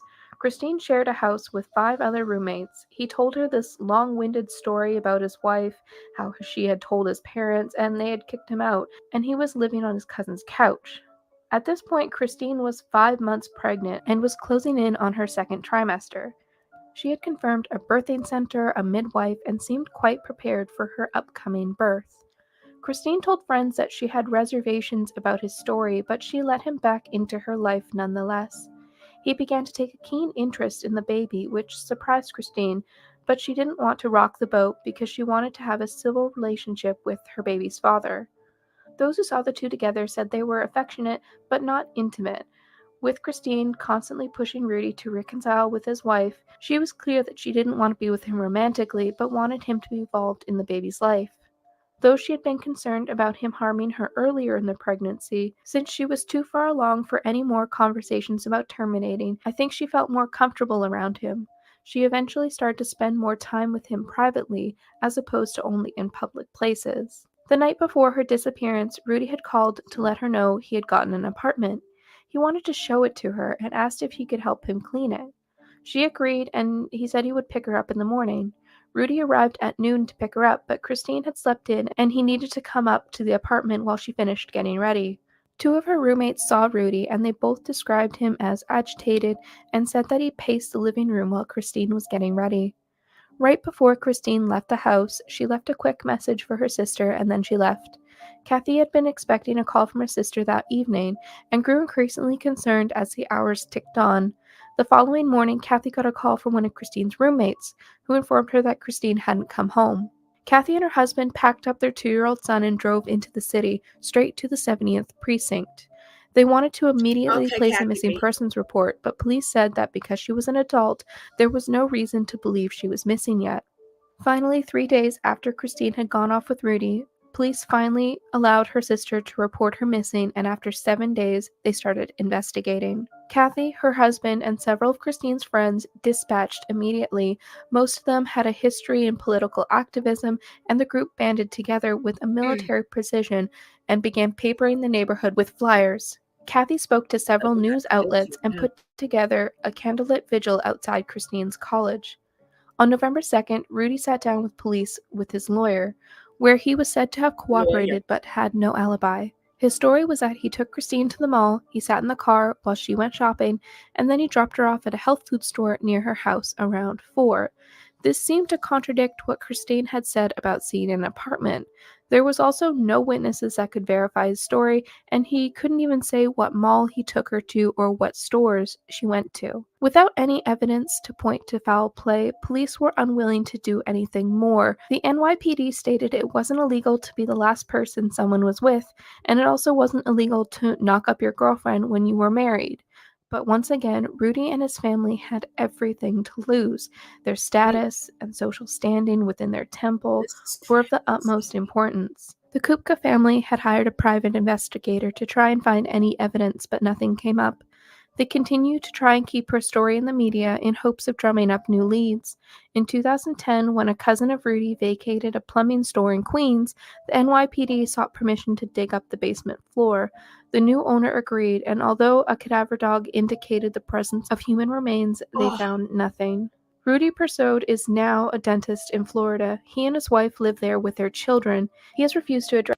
So they, you know what? He could have moved her body, because there was a smell that scent, just like when Cody scent was at Corey's house. His body wasn't there no more, but look at all those years that scent was still there, because he moved that body. So now this motherfucker that moved that body, probably he unalived her right there. The scent was there, but the body is not. But is there not enough evidence though? I guess it wasn't, because now he's just living his best life. He's a dentist, he's still married, he got kids. Or because you got her pregnant and she wanted you to be a father. I would have just been like, listen, you don't want to be a dad? All right, cool, fuck it. Because I've been in that position before, where I got pregnant and he decided to go back with his baby mother and he didn't want to be a part of the baby's life. And I tried, but he didn't want to. And at the end of the day, I was just like, all right, cool, I got this. I was working, I was doing me, I was good. I had just moved here in this apartment. But unfortunately, the sad part is I lost my baby when I was 5.5 months. I had to give birth to an unalive child. And I will never forget that. That was very devastated.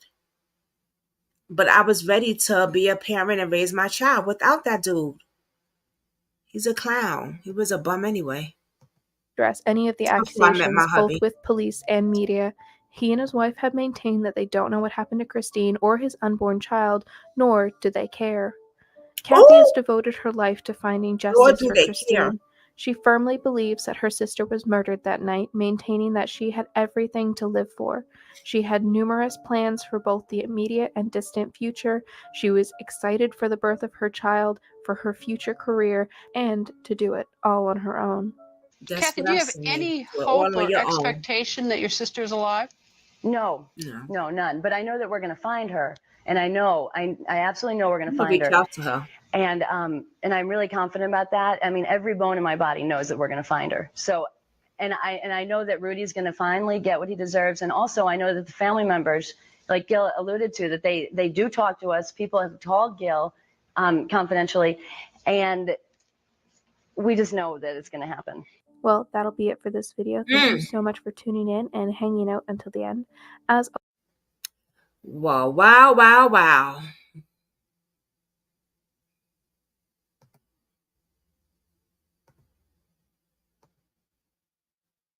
Poor baby. Did you hear about the man that didn't want to be a new dad and put on a child support? He put antifreeze in the infant's bottle? What?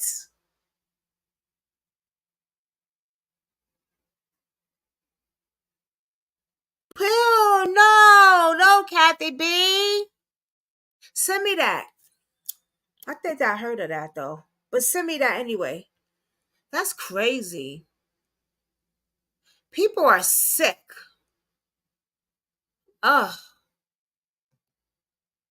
Let's go to the next case, y'all. We got the Yin Yin Tuza. Yin Yang Tizo is a college student who had been reported missing back in August 26, 1998. The subject, who also went by Jimmy, who was last seen leaving his residence wearing blue jeans and glasses. He attended Stony Brook University in Stony Brook, New York. Pictures happened aged progressed to age 42 now. I don't like the way they put this young man out. They barely gave us nothing and they called him a subject. Wow. Wow. Unbelievable. He is not a subject. He is a human being. He is a missing person, just like every other missing person that y'all posted on this site. He is not a subject. I don't like that. I don't like that at all. And just because of that, we're going to try to find him and do his case. Just because they tried to play themselves. All right, Kathy B. Thank you, babe. Let me see if I can find these. Yim.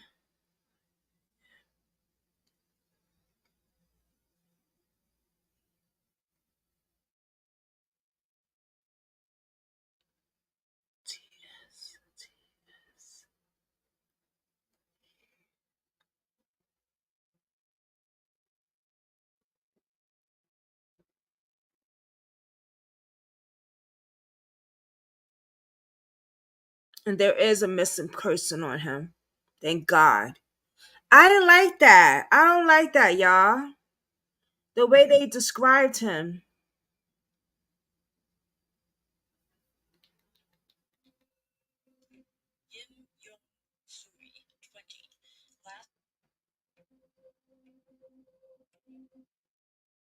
I don't like that at all. That really bothered me.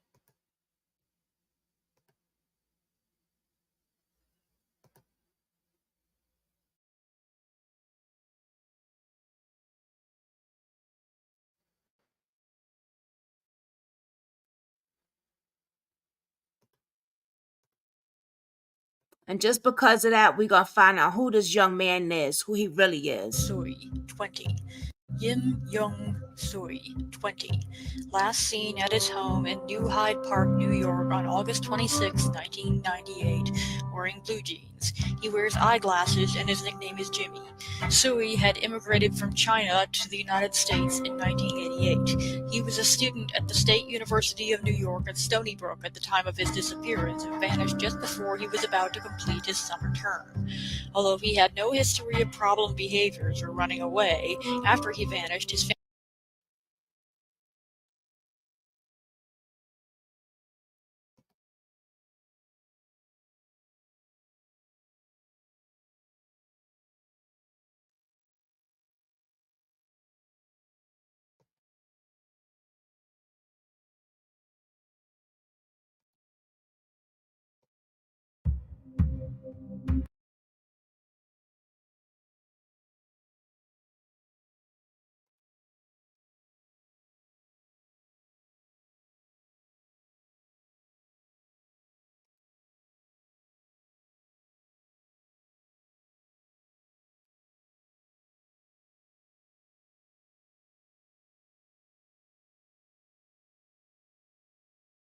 Yeah, I don't think I could play it because of the music. But he went missing. Yeah, I didn't like that, y'all. That just kind of bothered me.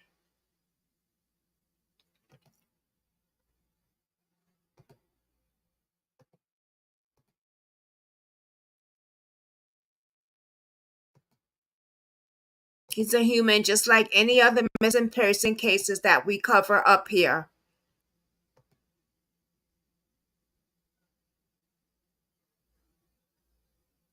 Wearing blue jeans and glasses, he attended Stony Brook University.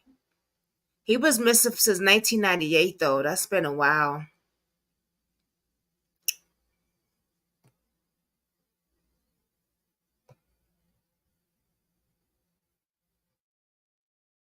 There's so many. Wow. Look at it. Look what these missing cases. I've done the ones that I was supposed to do.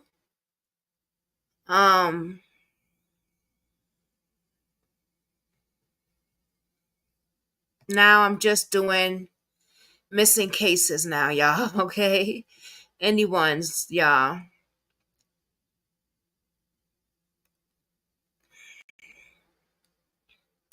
Kylie Worlins, missing since December 30th of last year. Missing from Bayshore, New York. 17 years old.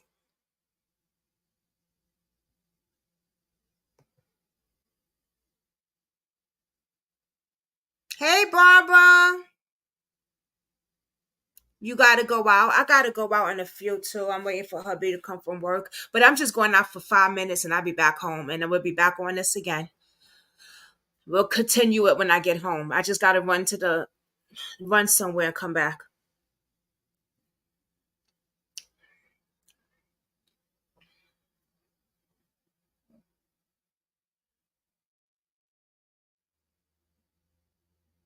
So I covered the 8 females that the police needed help with.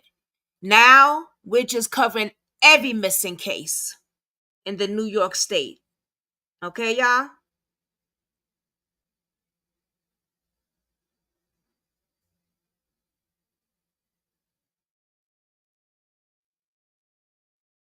Missing 20 kids disappeared from New York State around the holidays. Kylie Warwood, missing since December 30th, 2023, from Bayshore, New York, age 17.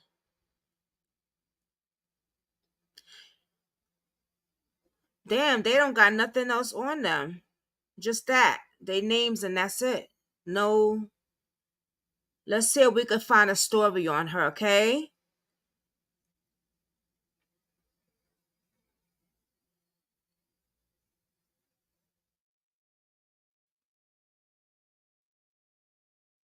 Kylie, WORLID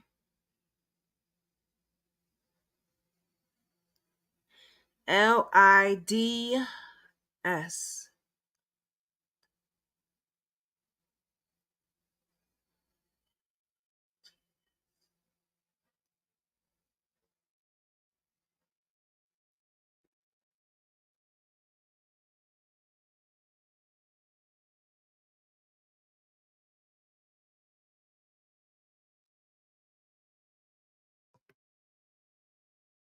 There's nothing on her. Sean DeWare, missing since December 23rd of last year from Islip, New York. He is 16 years old now. Savia Jones, missing since December 22nd, 2023. Missing from Silver Seat, New York. She's age 16 now. Ashanti Murphy, missing since December 21st of last year.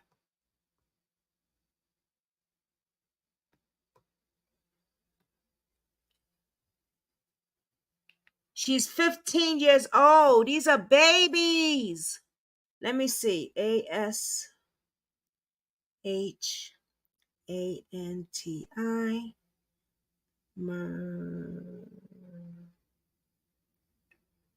MURPH.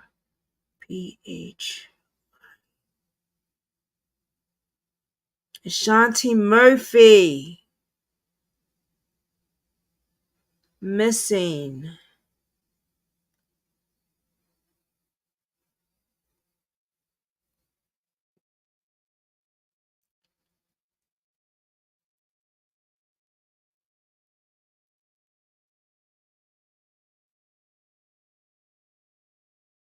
We have Alexis Murphy, but we don't have Ashanti Murphy.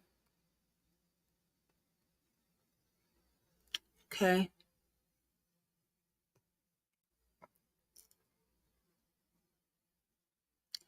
Imani Harris, missing since December 21st, 2023, from Bayshore, New York. She's only 14 years old. She doesn't look 14, guys, right? She looks way older. What did y'all eat? What are y'all eating?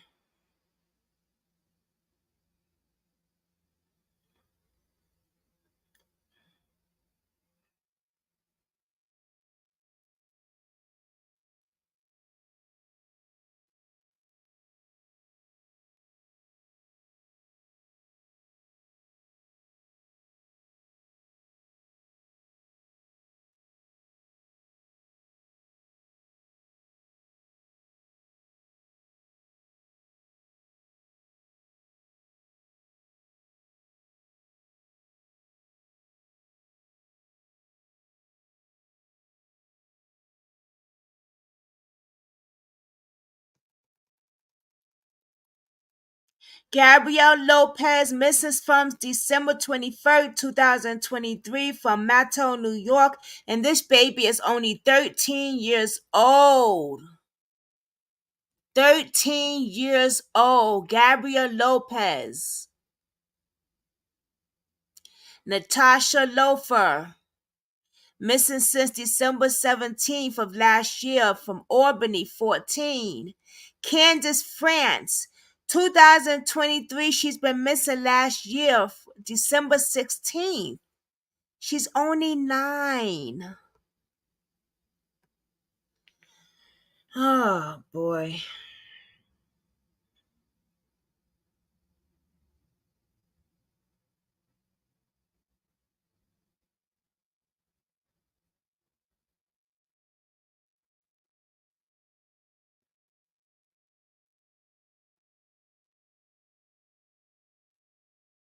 Say goodbye to old costly cable TV once and for all. This revolutionary invention gives you access. Tonight, a little girl is safe and sound after a She has been safe and sound as of 3 months ago. Let's look into it.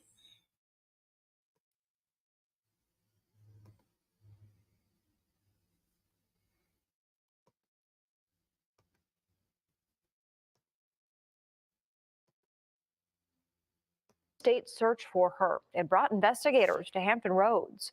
3-year-old Cadence France disappeared from her father's house in New York. Police say her mother, Randall Rhodes, took her.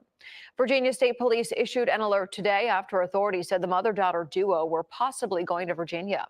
Late this afternoon, the little girl was found in New York City. Our Lauren Moss has more about the case. Her father got his wish. He told our sister station Pix 11 earlier today that all he wanted was to find his daughter safe. Pix 11 is reporting that Caden's father convinced the little girl's mother to bring the 3-year-old to a relative. This all started Saturday when Cadence Francis's father, who has custody of the little girl, says he made plans to meet Cadence's mom, Randall Rhodes, to go to the mall to do some Christmas shopping with the little girl. They were close to the dad's Staten Island house when Rhodes got the little girl's attention. And it's like as soon as I gave her like where to meet up, it was like she was instantly just walking. She called out my daughter's name. My daughter went to her. She grabbed her. She ran, threw her in the car. I grabbed the car door. She just pulls off. In the search to find the little girl, it led them to the Commonwealth. Her father says there is a connection for Rhodes here. Because she had family there. And recently her children with the other father, they just moved to Virginia. So I knew that's where she was going. NYPD told Pix 11 the blue Honda Accord used to snatch Cadence was found in Virginia Beach. They just told me that they've located the vehicle. They didn't tell me who's in it. And tonight, the good news. A police source told Pix 11 the 3-year-old was brought to a Staten Island precinct by an aunt that lived in New Jersey. There are still lingering questions like where is Rhodes located? How exactly did the aunt get the little girl? And will there be charges filed in this case? We're working to learn those details. And once we have those answers, we'll keep you updated on air and online. In Virginia Beach, I'm Lauren Moss, 10 on your side. Movavi Video Editor is an easy tool for beginner creators like you. At least the little girl is safe. Thank God.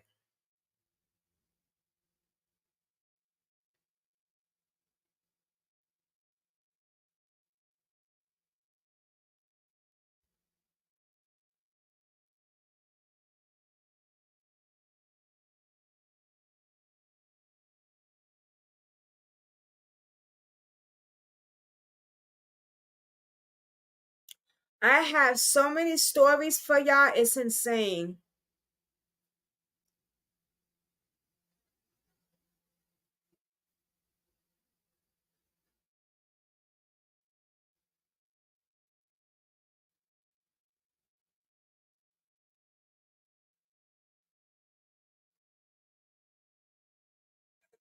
Federal report now accuses Georgia's child welfare system of failures that have led to deaths and serious injuries. And these findings of a year-long probe led by Georgia U.S. Senator John Ossoff do not hold back.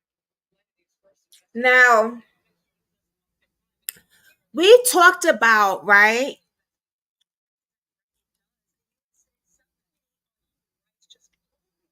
What? Which ones? 14-year-old twins ran away and they were found in a hotel with a man and a stolen credit card. Which 14-year-old twins? Are they girls or guys?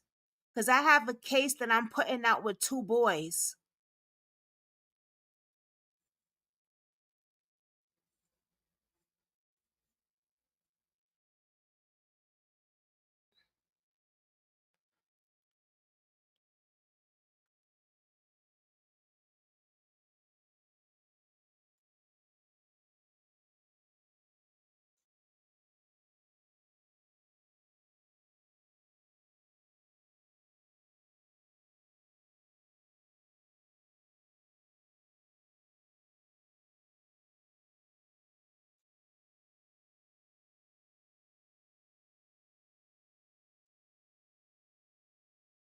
Girls in black? Really?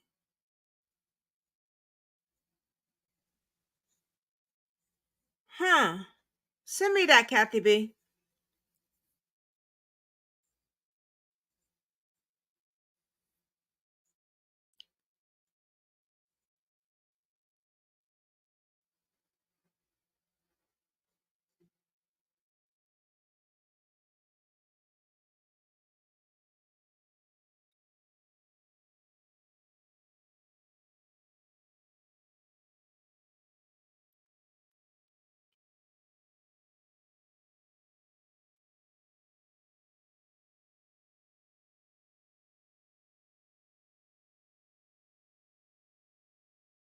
Oh shit, damn. I saw a missing girl I wanted to talk about.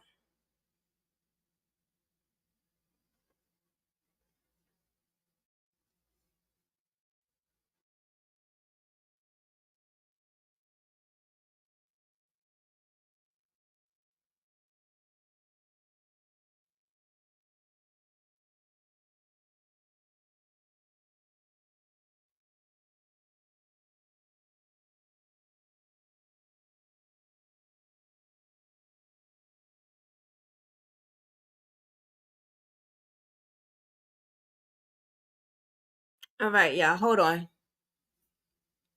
Uh there's so many missing cases, guys. Done. Okay, you did. Okay. Runaway twins 14 in Michigan hotel with 30 years. Oh, I think, wait a minute.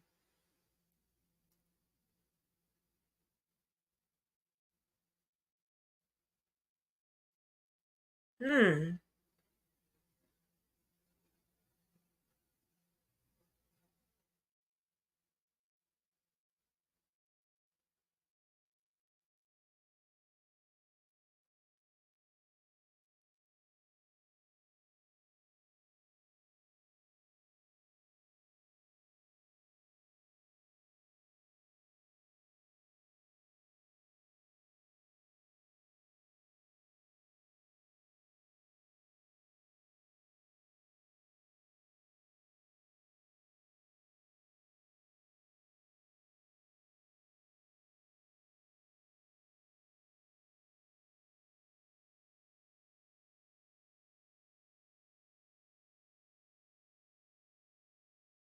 Okay, I found it on YouTube. Hold on.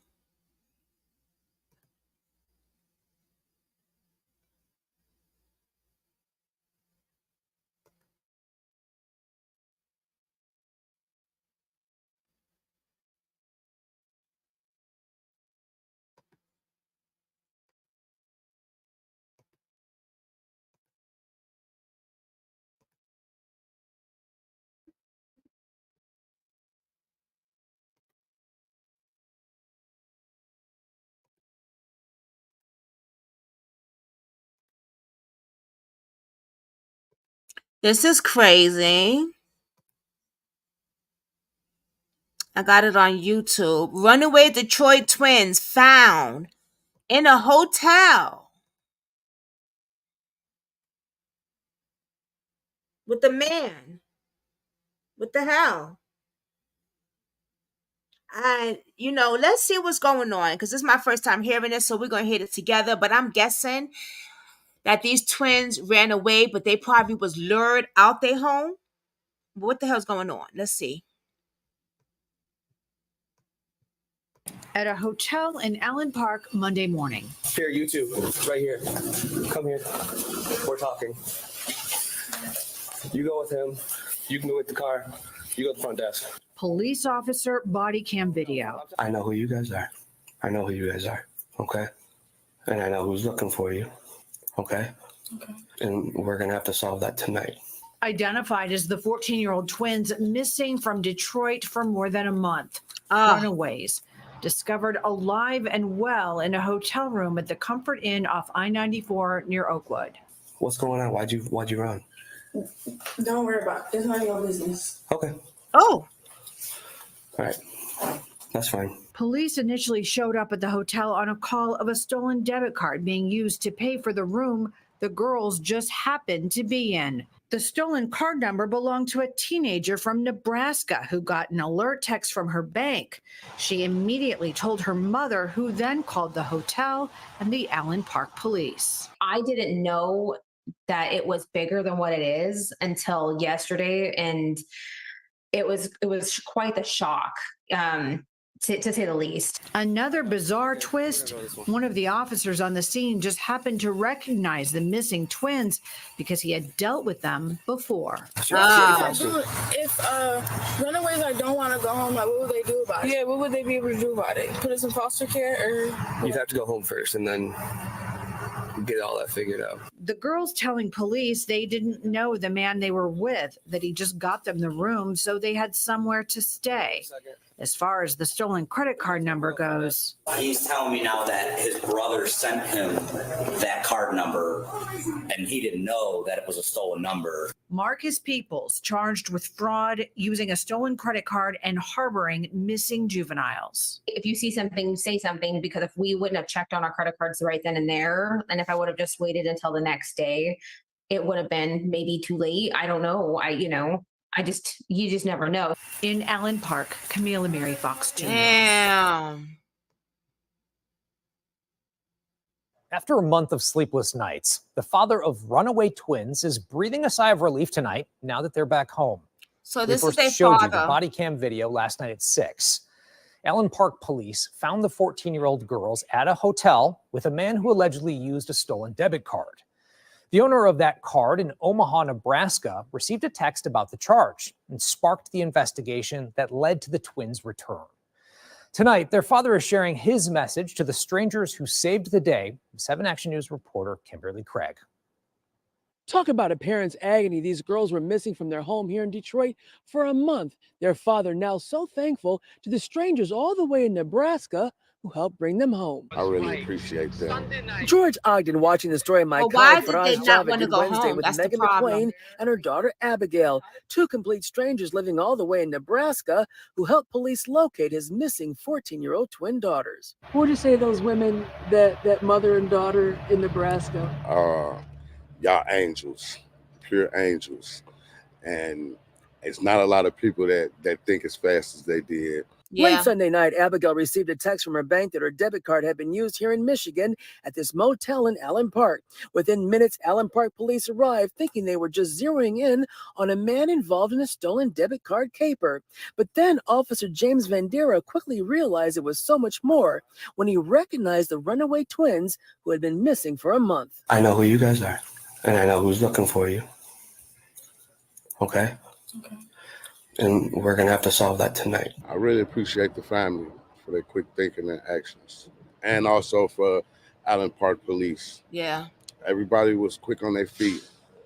And we need more of this these days. It just turned out to be so much more than I thought. I thought it Barbara? Was just my debit Yeah. card. Who knows where they would have been? I mean, as a parent, I'd be sick. I don't even know what I would do. George Ogden believes the man arrested Yeah. at the motel for allegedly harboring runaway juveniles Kathy B, and yeah. credit card fraud had to know his girls were missing. You can look at my kids and tell that they're 14 little girls. And Right. he knew that. And I feel like he should be held accountable to the Oh, full yeah, he extent should of the be law. held I'm accountable. just But why do thankful. kids don't want to go I home? got my kids back. They safe. I know where they are. They not out here in the streets in harm's way. How are the girls doing now? One day at a time, what I could say right now. And I'm sure they're going to pull it through. We all going to pull it through as a family and just take it slow. In Detroit, Kimberly Craig, 7 Action News. Hey, I'm Pete. I'm a YouTuber and recently hit 100K subs. Yay!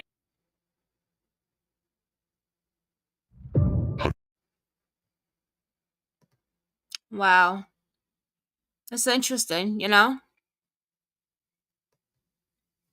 Very interesting. Sometimes you have teenagers, though, are just badasses and they want to do what they want to do. Your home could be the right home. You just put the rules down and they just don't want to follow the rules. And they just want to do what they want to do. And sometimes you have the case where that's not the case. And there might be something going on in the home that needs to be looked at. So I don't know, but I'm going to keep the family and the children and the family and everyone in prayer and hope that everything works out. They're going to need a lot of counseling. They're going to need a lot of therapy, but they're going to need a lot of attention.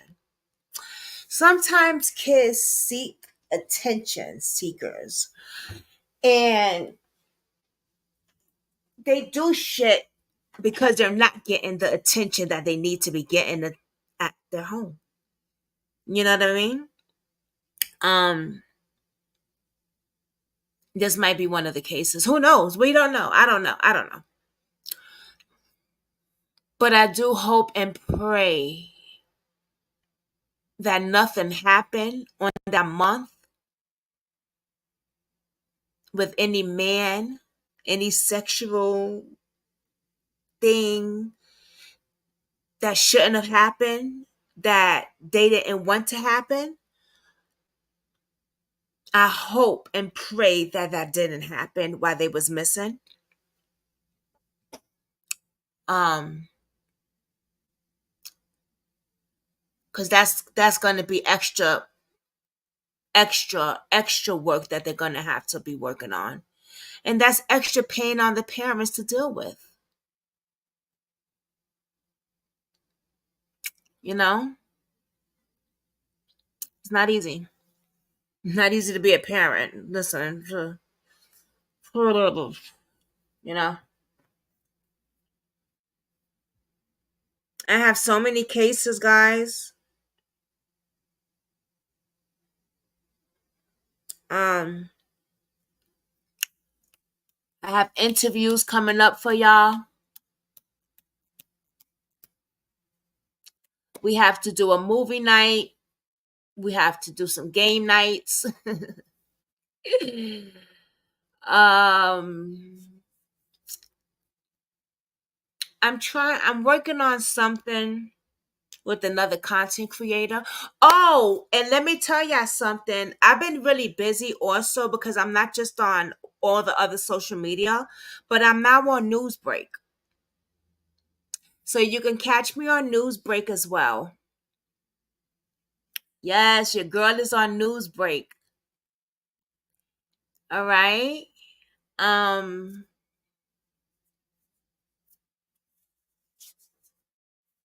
me see something.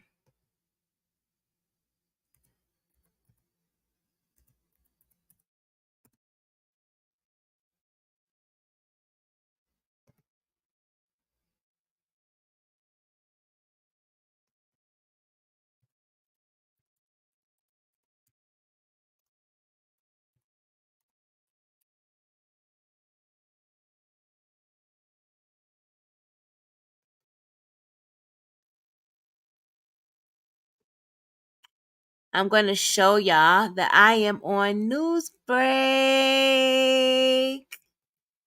That's me, guys. Yes, I'm on Newsbreak, baby. And I'm doing really well. I just started there. Oh, I have 158 people following me, and I only started 2 days ago. My numbers are outrageous already on there. So, yeah.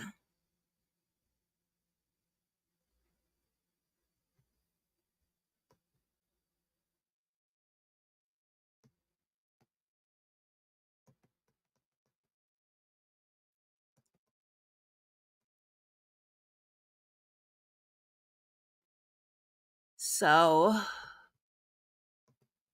yep. Oh, yeah, I'm going to put the link down below so you guys could see it. Yeah, I got a lot of numbers, a lot of people that's already following me. Shout out to Unsolved because he told me about it. And then I'm also on Scoops as well, which my numbers are going viral. Like, it's amazing.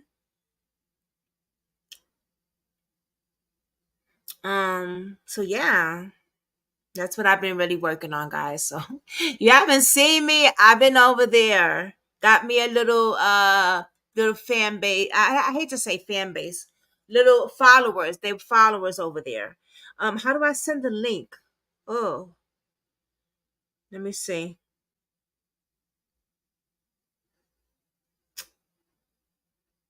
How do I send a link? I don't know.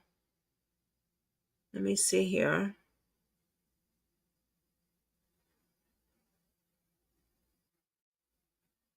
I don't know how to send a link, guys.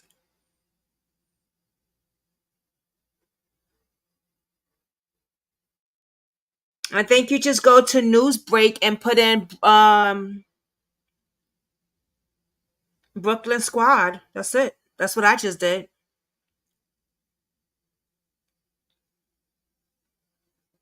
Let me see.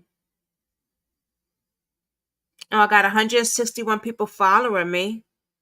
My numbers are outrageous. It's really doing well. 7,744 on one post. 18.7K on another post. 66.2K on another post. So yeah, it's really good. I'm really happy about that. I don't know how to do the link though. It doesn't say.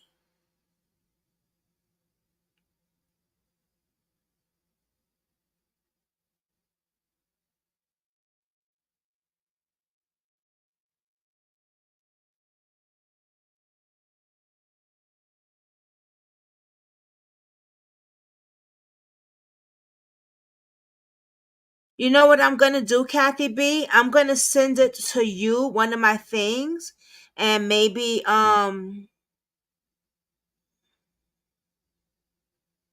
you could put it down there for me, babe. Barbara said, "Hallelujah." So funny.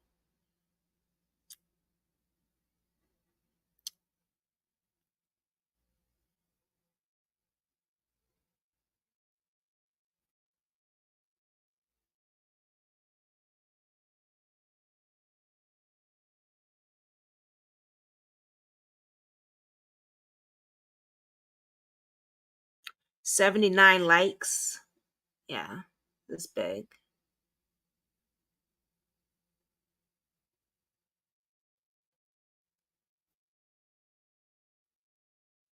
And people are commenting and everything, so I'm really proud of that. Oh, here's the link. Oh no, that's not it. Is it? Wait. It says copy link, but no, I don't think that's it. Is it? No.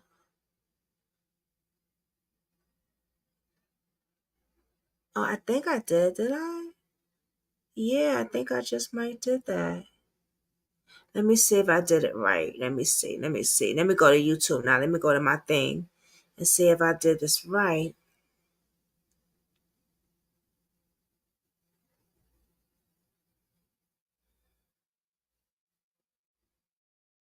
Oh, I think I did. Yeah, I did. Okay. That's the link, guys. To one of them. Yeah. So, yeah. Come follow me. Newsbreak, baby. Check me out. Show me some love. I have some things I want to work on now, though. I want to start investing. I want to start investing in my brand.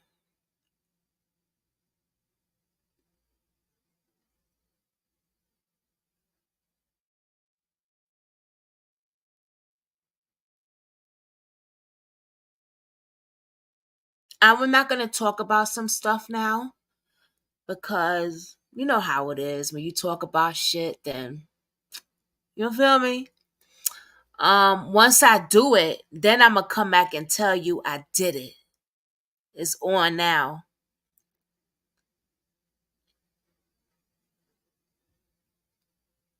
But sometimes you gotta watch what you say on your platform.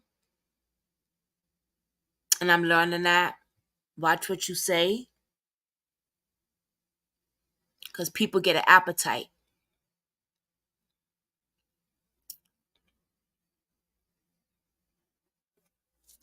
But when I do what I'm gonna do, and then I'm gonna come back and be like, y'all, guess what?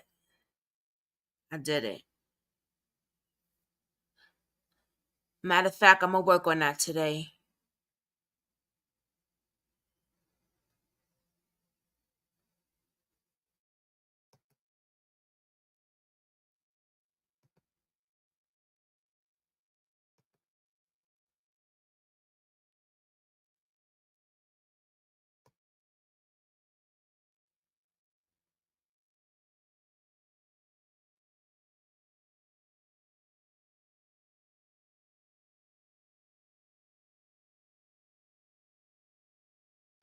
Let me see.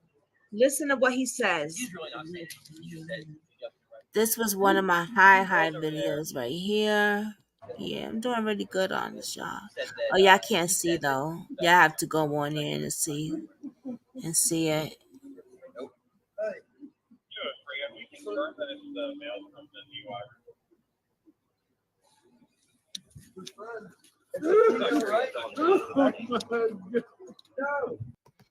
But yeah. Oh, thank you, Barbara. You following me on there? Thank you, babe. I gotta put your case on there too. I got so many cases I gotta put on there because I just started that two days ago. You know what I'm saying? So all the stuff that I have on here is gonna go on there. And I just started that news break 2 days ago, and look how many followers I already got. Look how the numbers are doing.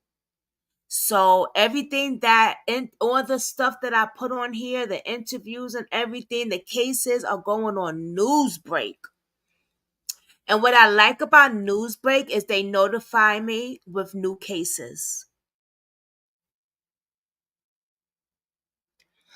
All right. Follow me on Newsbreak, Katie. There's the link. I'm gonna call you in a few minutes, Katie. I have to call you, and another a sub just reached out to me, and she just lost somebody also. Her one of her friends passed away.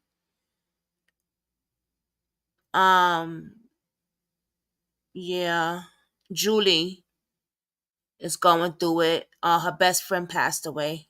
She just messaged me, so I'm about to call her too and reach out to her.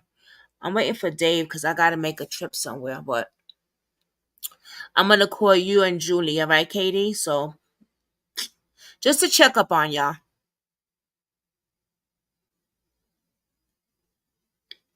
Yeah. And I want to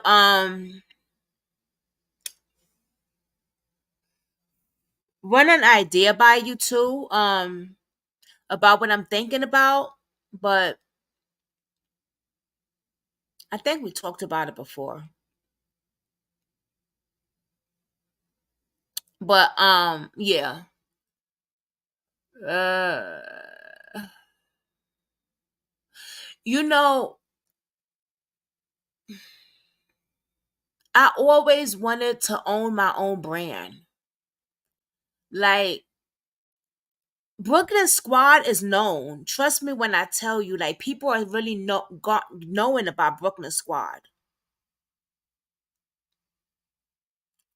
Like I had somebody in California who was like, "Oh, we know about you out here. Like we watch your channel."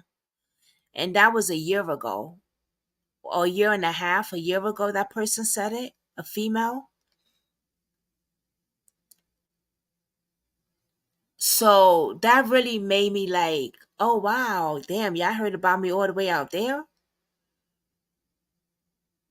And then when Unsolved said, "I've been watching you from years ago," and he lived far, like, so that just shows. And then Nancy Grace, you know what I'm saying? Like she watching, like that's just amazing. It just really shows that anybody can do anything they want if they put their heart and mind and soul to it. You could do anything. Don't stop. Fuck what people say about you. Keep grinding. Keep doing what you're doing.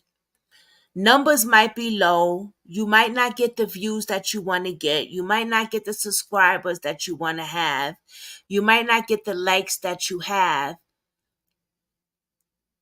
But if you're a real content creator, true crime like me, and Unsolved, and Arctic Fox, and Missing Black Girls, and I could say a few others, it's about getting the cases out there, really.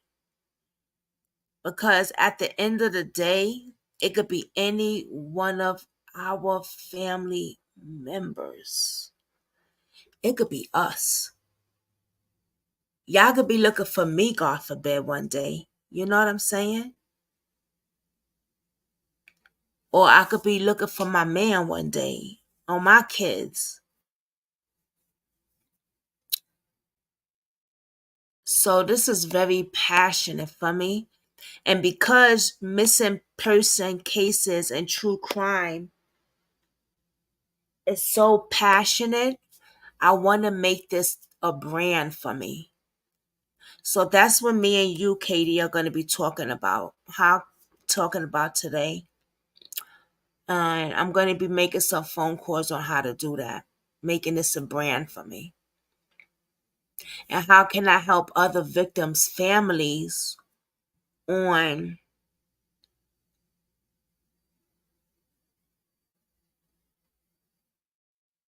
what I'm going to be doing, what I'm going to be invested in? How can I help the families along the way with doing this?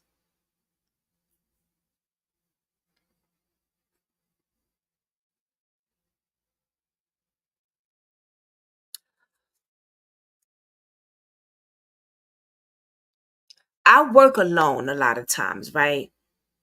And I might need a team because I have a Patreon account, I have a Facebook account, I have a TikTok account, I have a YouTube account, I have an Instagram account, I have a Newsbreak account.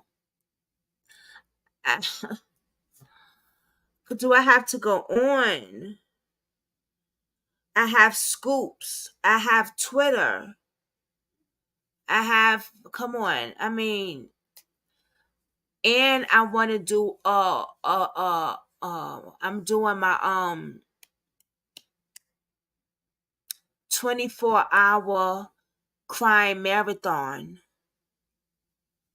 So if I'm gonna do all this, and I've been doing the dolo, which I don't mind, but I might need a little team, a little people that I can trust, fully trust, right? To have my back and work with me on a lot of these things.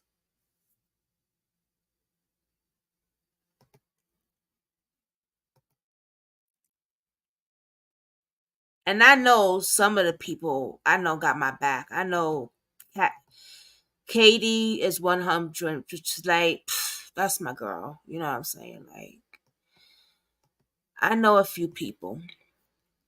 But so that's what I'm going to be working on. And I have so much in store. I have a lot of things that I want to give back on the people that's been really rocking and supporting me. Just showing love. It is not too many, but thank you. You know, and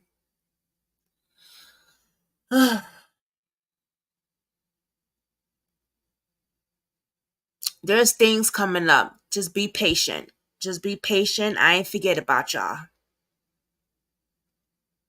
How could I? Y'all ladies have my back when I ain't have shit.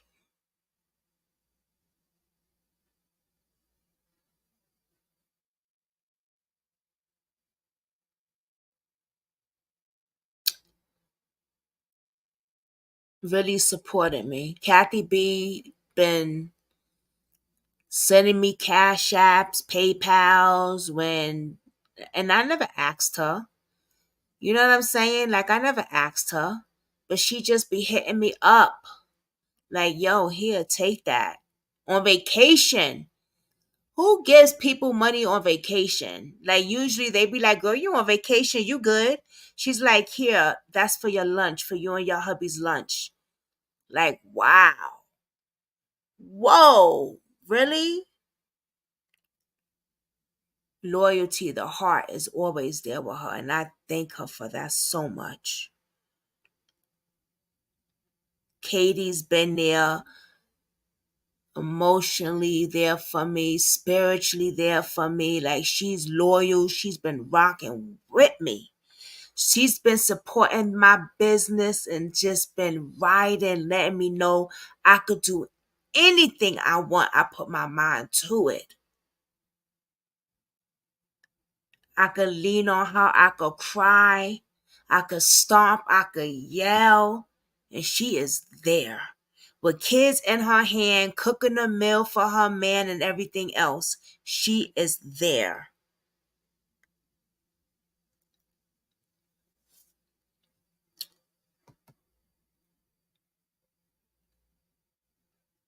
Thank you.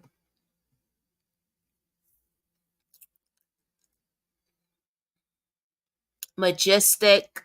She's been riding with me when I had one sub.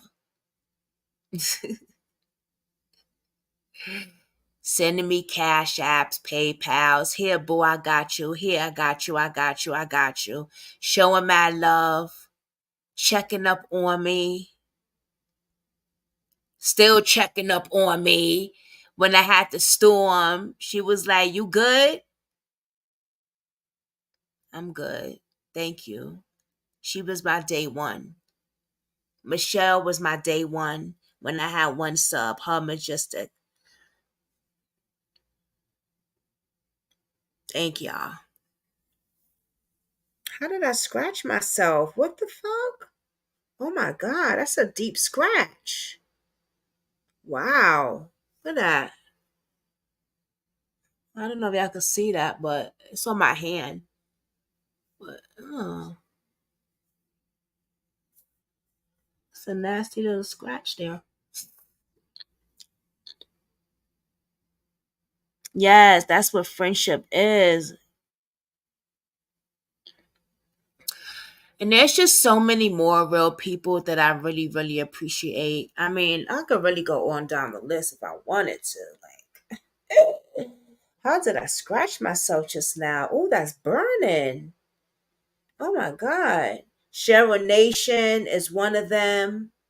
I mean, my girl gave me an iPhone. She gave me a laptop. She just gave me a microphone that I still haven't hooked up. She gave me money for my GED books. I mean, but she was there to support me when I needed her, to talk to her. I haven't talked to my girl Cheryl Nation in a hot minute. It's been a long time because she's working and stuff, but I will call you, bitch. Don't.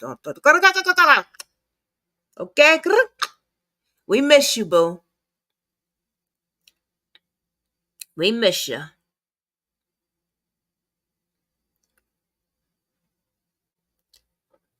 And then you got the new people, like Unsolved. I was on the phone with him, FaceTiming a few days ago, and he was like, "Listen, I known about you for a long time. I heard about you. I've been watching you. I like how you break down your content." He said most people do their content, they just show the stuff and then, but you break down every little thing. You break it down and you take your time. You're passionate. I was like, thank you. And he put me on the news break. You know what I'm saying? Shout out to him. Shout out for him to also, been showing me love and just saying, you smart, you can do this. Forget what other people said about you, because I was telling him what happened with them girls before. And he was like, fuck them, you know what I'm saying? You could do it. You could do anything your mind is possible to do. You got this. So shout out to Unsar. Shout out to Artie Fox. When I need somebody to talk to, Artie Fox is there. He go through his own shit and he still would pick up the phone. You know what I'm saying? And he would keep it 100 with you.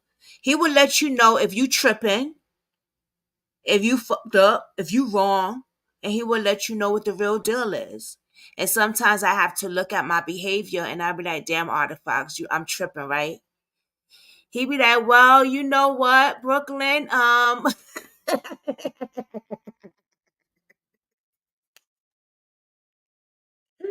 like you some Artie Fox, yo. For real, like I be looking a hot mess in the morning, boogers in my eye, and I be going through the shit and I call him. And he be there. He be there. I appreciate that. I appreciate for him helping a lot of families.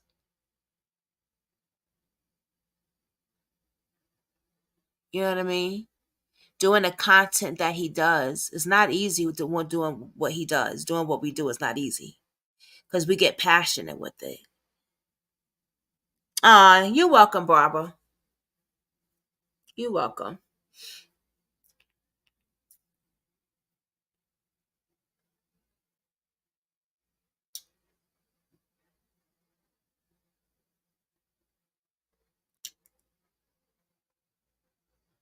There's just so many.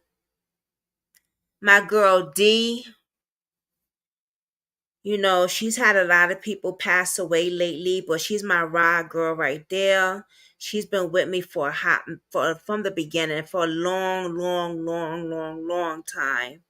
Since the Jelani Day case, she's been with me. And I appreciate that. She's one of the loyal ones.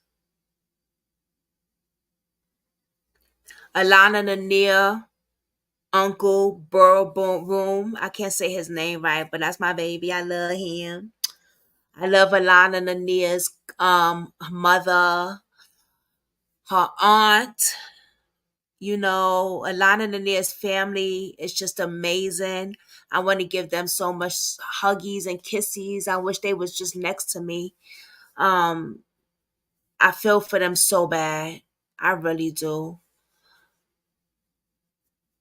And I really, really hope that they get the justice that they need. But I want to say thank you for them for supporting my platform as well. Thank you, Barbara Hoare, for supporting my platform as well. It's not easy when you already going through your own stuff and for you to support somebody else's platform also. It's definitely not easy. Barbara Hoare's son, Timmy, God, that young man. If y'all know about that case. And if y'all know that Barbara Hoare has not gotten justice.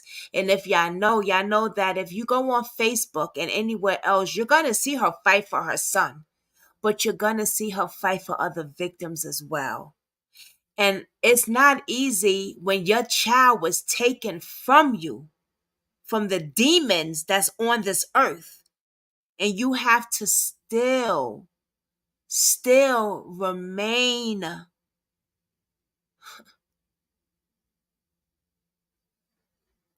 with the heart of gold like she has and fight for other victims' family. But just share their stuff and tell other creators, hey, listen, this person's missing. Or this might be a pattern with my son, Timmy D. Can you please check this out? Like, it's not easy because you get the memories coming back to you of what happened to your child, and then looking at this child and this mother don't even have justice. So salute to Barbara, man. Keep doing what you're doing.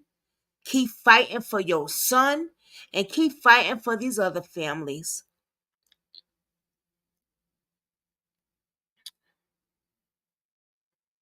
I love you too, Mamita. I didn't forget about you, boo. I was gonna give you a shout out, but I wanted to show a whole video, but I don't have time because I'm about to leave. But baby, I would never forget about you. Also, Uncle Paul, AJ's family, continue to fight. There's something that came up with remains that they thought was AJ, and it was not. Very sad. It was not. But it was somebody else's family that will get justice now. See, when you fight for other people, right? And I want to show y'all something about the T. Montez. Matter of fact, let me show y'all right now before I go. Hold on. Check this out. Remember T. Montez that was missing from the bus station? that we're working on. Check this out.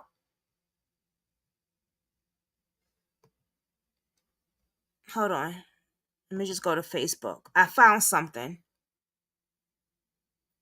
Oh, man. I gotta go. Oh.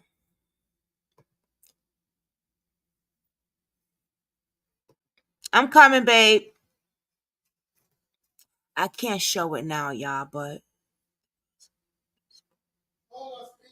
I'm coming. I'm on live.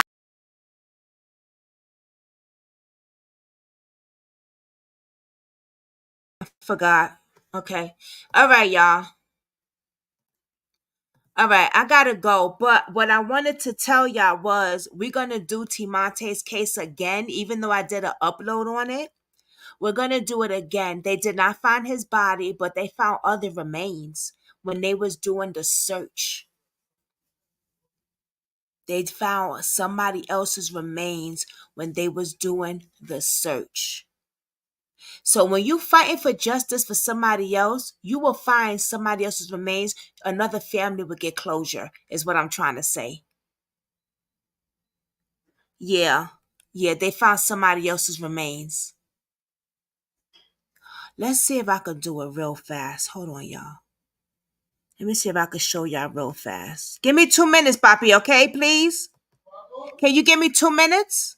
Okay. Husband just came home from work. And I know I got to make a trip. 1 quick minute. But, all right. So this is Timonte's. Oh, this is a private group. I can't show y'all.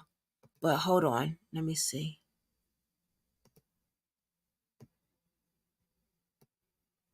Real quick.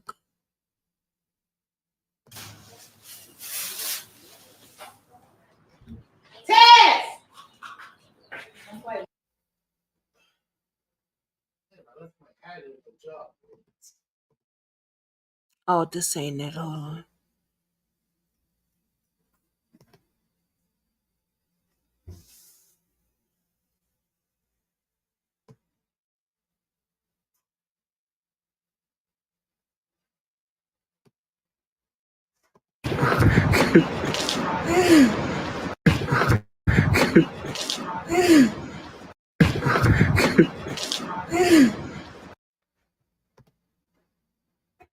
In the search for Timonte's hurt, and we found a knee out here on Truce. We're just south of G's Jamaican Cuisine. We are directly across the street from SNS Service Center on 78th. Truce. This is the apartment that burnt down. Truce, and let's do 78th Street. 78th and Truce? It's like a concrete pad right behind.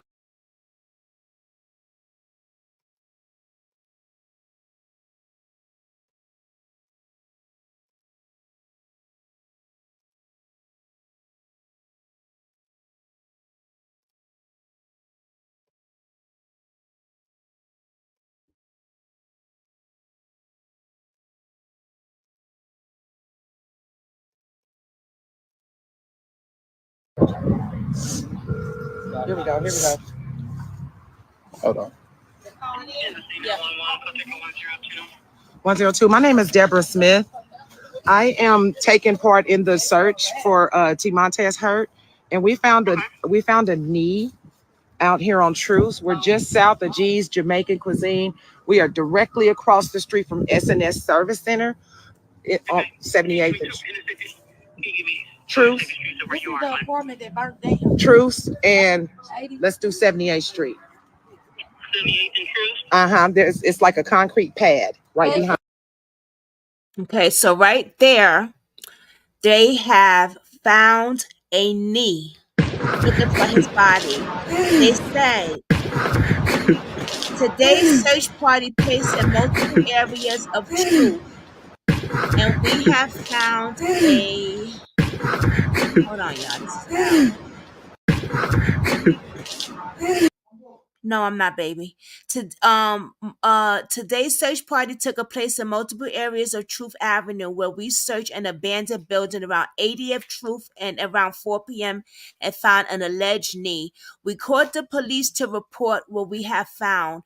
Once police arrived, a deceased person was discovered inside the building, inside a vehicle that had bullet hole wounds. Police confirmed with the group that it was not T. Montez Hurt. They found a body that was shot, but it was not T. Montez Hurt. So when you are searching for your victim, you will find other bodies out there and other families can get closure. Thank you all for joining Brooklyn Squad. We have covered a lot of crimes today of missing people. I hope you share this video because it needs to be shared. And with that, I will see y'all tonight on another live. Have a blessed day, baby. Bye-bye.